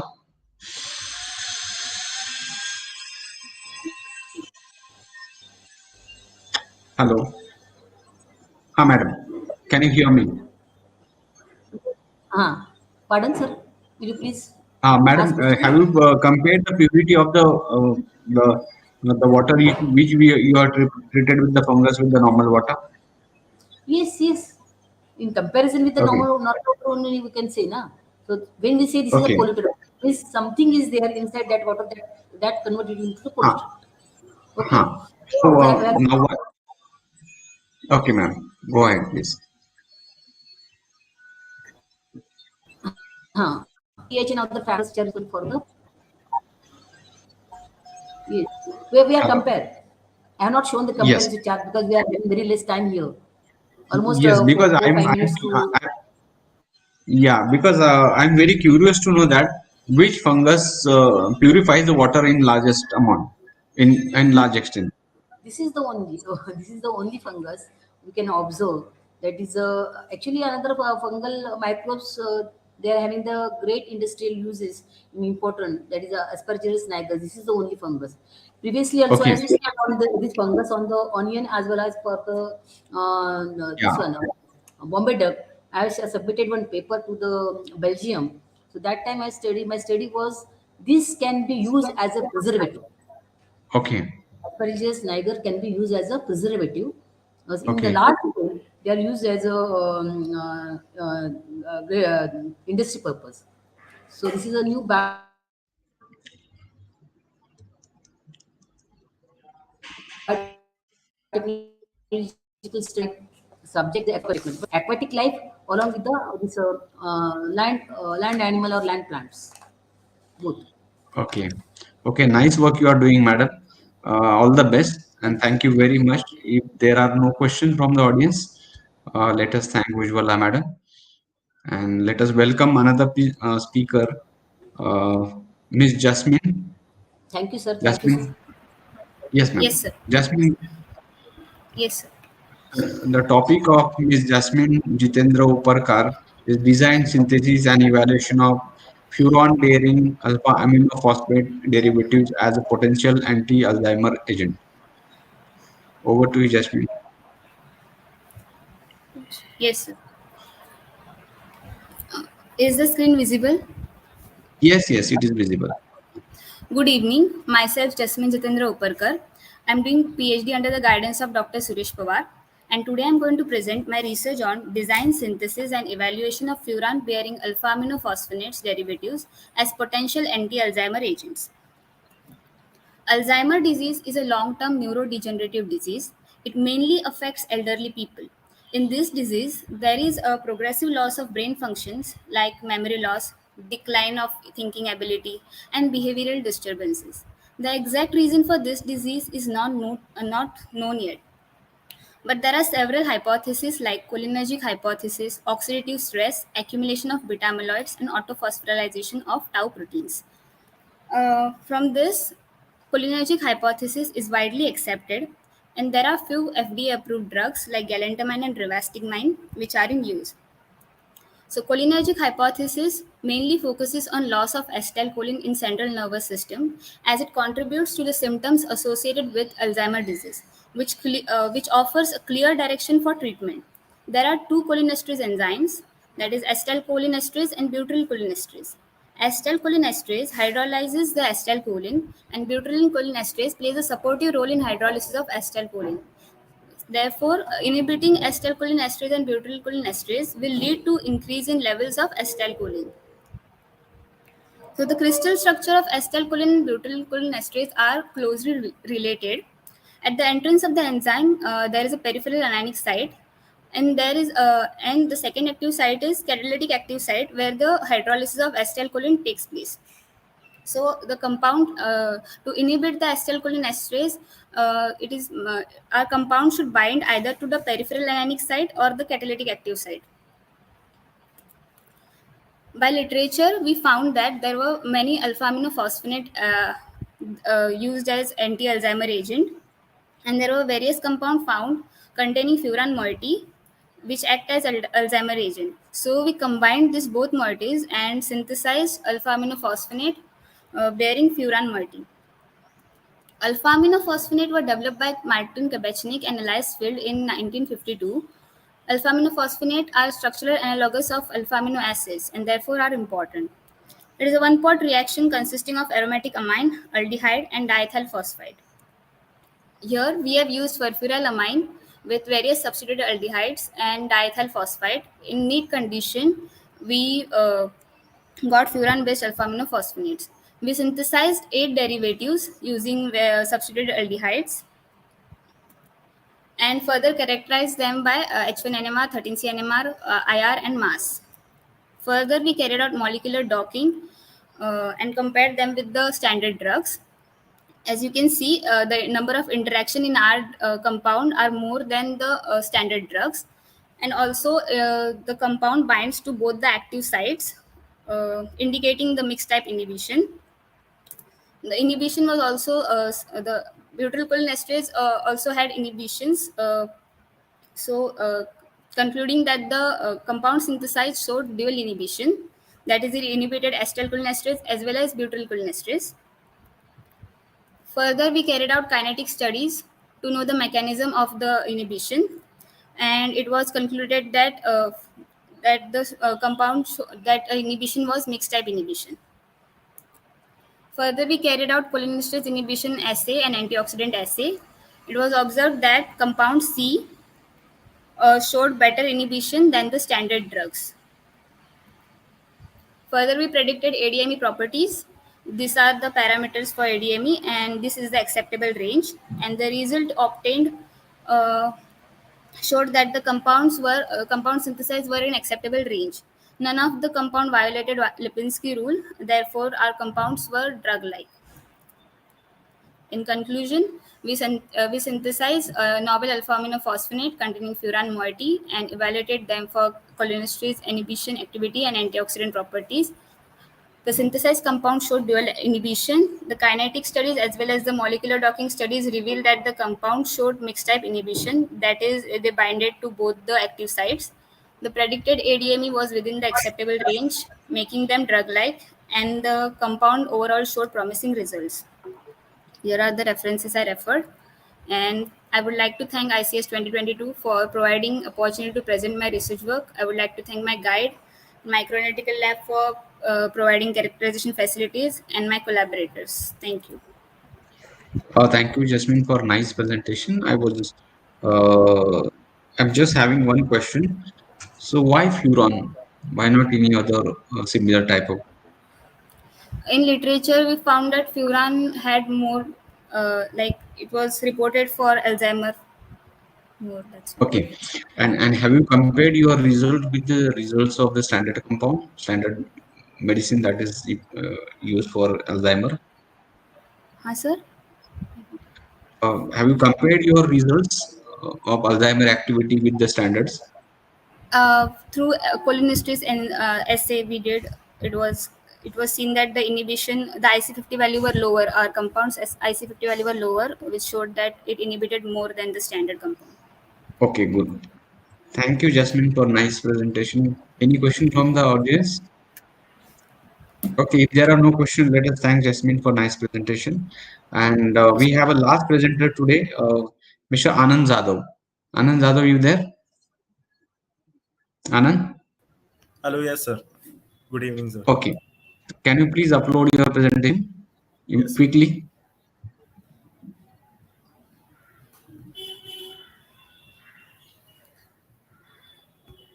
So my screen is visible? Yes, it is visible. Please Okay, start. sir. Yes. Good evening, everyone. My name is Anand Jadhav, and I am pursuing my PhD under the supervision of Professor Naveen Chandra Shimpi. Today, I will be presenting my work entitled Development, Structure and Stability Study of Lipid Nanocarriers, Physicochemical Aspect. So nowadays, lipid nanocarriers are gaining considerable practical importance in pharmaceutical science. The lipid nanoparticles have combined advantages over colloidal carriers. For example, the lipid nanoparticles are composed of physiological and biodegradable lipids. The major advantages are controlled and targeted drug release, excellent biocompatibility, improved pharmaceutical stability, enhanced drug content, long-term stability, chemical protection of active incorporated compounds, no biotoxicity, and incorporation of lipophilic and hydrophilic drugs. So, depending on the choice of lipid and processing technique, several lipid-based drug delivery systems have been introduced. The use of lipid nanoparticle for drug delivery is well known from the use of lipid pills for oral drug delivery systems. Initially, capsules were filled with liquid or semi-solid lipid formulations with pharmaceutical additives either suspended or dissolved in it. One of the drawbacks of these formulations is physical instability due to particle aggregation and gelation during their storage. This can be overcome by obtaining the solid lipid nanoparticles and nanostructured lipid carriers as dry powders. Solid lipid nanoparticles and nanostructured lipid carriers are based on the type of lipid used. Solid lipid nanoparticles consist of solid lipid matrix stabilized by emulsifiers, whereas a nanostructured lipid carrier in which the matrix is composed of not only a solid lipid but a blend of solid lipid and liquid lipid oil. These are the different models for incorporation of active ingredients into the lipid nanoparticles. The drug release depends on the type of drug entrapment model of lipid nanoparticles. The figure shows the models of incorporation of active ingredients into the lipid nanoparticles. That is homogeneous. This is the homogeneous matrix model. This is the homogeneous matrix model. This is the drug enriched shell and drug enriched core. The first part of my work is preparation of the lipid nanoparticles, that is the solid lipid nanoparticles and nanostructured lipid carriers. These are the lipids used for the preparation of solid lipid nanoparticles, that are glyceryl monostearate, stearic acid, and oleic acid. The Emulsifiers used will be CTAB, that is cetyl triammonium bromide, sodium lauryl sulfate, and soil lecithin. Soil lecithin. And to prepare the nanoparticles, any of these three methods can be used, that are high pressure homogenization, ultrasonication, or solvent injection method.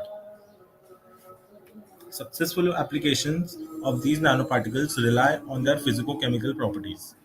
These are various techniques required to study the lipid nanoparticle based drug delivery system.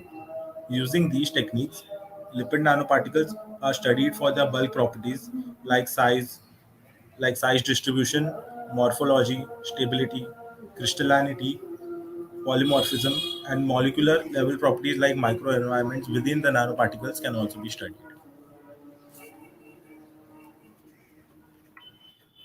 These are my DLS results, particle size analysis results. My work is based on solid lipid nanoparticles, which are typically spherical with an average diameter between 10 and 1000 nanometer. The SLNs possess lipid core matrix. The lipid core is stabilized by an emulsifier. I have used stearic acid as a lipid. Stearic acid is a physiological lipid. And extensively used as an emulsifying agent in shaving creams, soaps, lotions, moisturizers, and face creams and other cosmetic products. Here I have prepared various combinations of SLNs by varying the compositions and of different by varying different concentrations of cationic and anionic emulsifiers. I could get SLNs in the size range of 200 to 250 nanometers.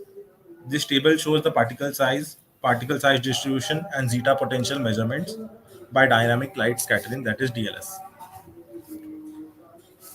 Thermal stability, these are the plots obtained for the particle size distribution of the SLNs.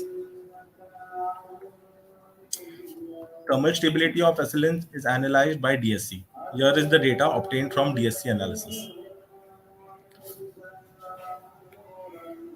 This is the DSC thermogram for heating and cooling of the lipid stearic acid. The heating curve shows the endothermic peak corresponding to the melting event. The exothermic curve can be attributed to the freezing of the molten lipid. The endothermic peak at 72.1 degrees Celsius, which is the melting point of stearic acid, with melting enthalpy around 212 joules per gram. These are the DSC profiles. These are the DSC profiles of all the prepared SLNs. If we compare melting temperature and melting enthalpy, the melting temperature and enthalpy does not change. From this DSC data, we can say that there is no change in polymorphism of lipid, and the prepared SLNs are stable. So from all these data, we can conclude that the particle size of SLNs slightly decrease with increase in emulsifier concentration, as we can see from the DLS data. The PDI values are all below 0.35, which indicate moderately polydispersed characters of SLNs, as well as the zeta potential of all the SLNs is below minus 20 millivolts. And they are all physically stable systems because they are below minus 20 millivolts. And the DSC data shows that there is no change in polymorphism of the lipid. These are the references I have used. Thank you so much. Thank you, Anand, for nice presentation. Welcome, sir. Just I would like to know about the method for preparation of the lipid nanoparticles. You said that there are various methods that can be used to prepare the lipid nanoparticles, and out of Yes, sir. which method you adopted? Sir, I have used the ultrasonication method, in which the lipid is melted first and the drug is added in it and stirred for like an hour or two, followed by ultrasonication for 15 to 20 minutes, sir. That's how the Okay. nanoparticles are formed. Every time you get the solid nanoparticles, or sometime you may get the sticky or liquid nanoparticle. No, sir. At first, it is in the dispersion form, and then I have to centrifuge it. Exfoliate. I Okay, have to you centrifuge and isolate. separate it, and then I can dry and obtain the dry formulations from the paste. What is the stability of the solid nanoparticles then? So they are stable enough. It depends on the type of lipid used and the drug and the interactions between them. But what I have obtained here, they are stable enough, sir. Okay, okay. Is there any other question from the audience? I think I have not received the question in the chat box. Thank you, Anand. Thank you very much for a nice presentation. Thank you, sir. I think we have completed all the presentations. Yes. Jesse, madam, Hina, Yes, madam, yes. over to you. Yes, yeah. So I would like to take this opportunity to thank Dr. V.R. Patil for leading this session. It was a great privilege and honor to have Dr. Patil in this session. Thank you, sir. Here we come to the end of this session. I hope all the participants would have experienced an enlightening and inspiring session. Thank you all for your active participation. I would like to thank the organizers for giving me this opportunity to be the session coordinator. The session in this auditorium ends here. We can all exit from this auditorium. Thank you and have a good day. Thank you, madam. Thank you.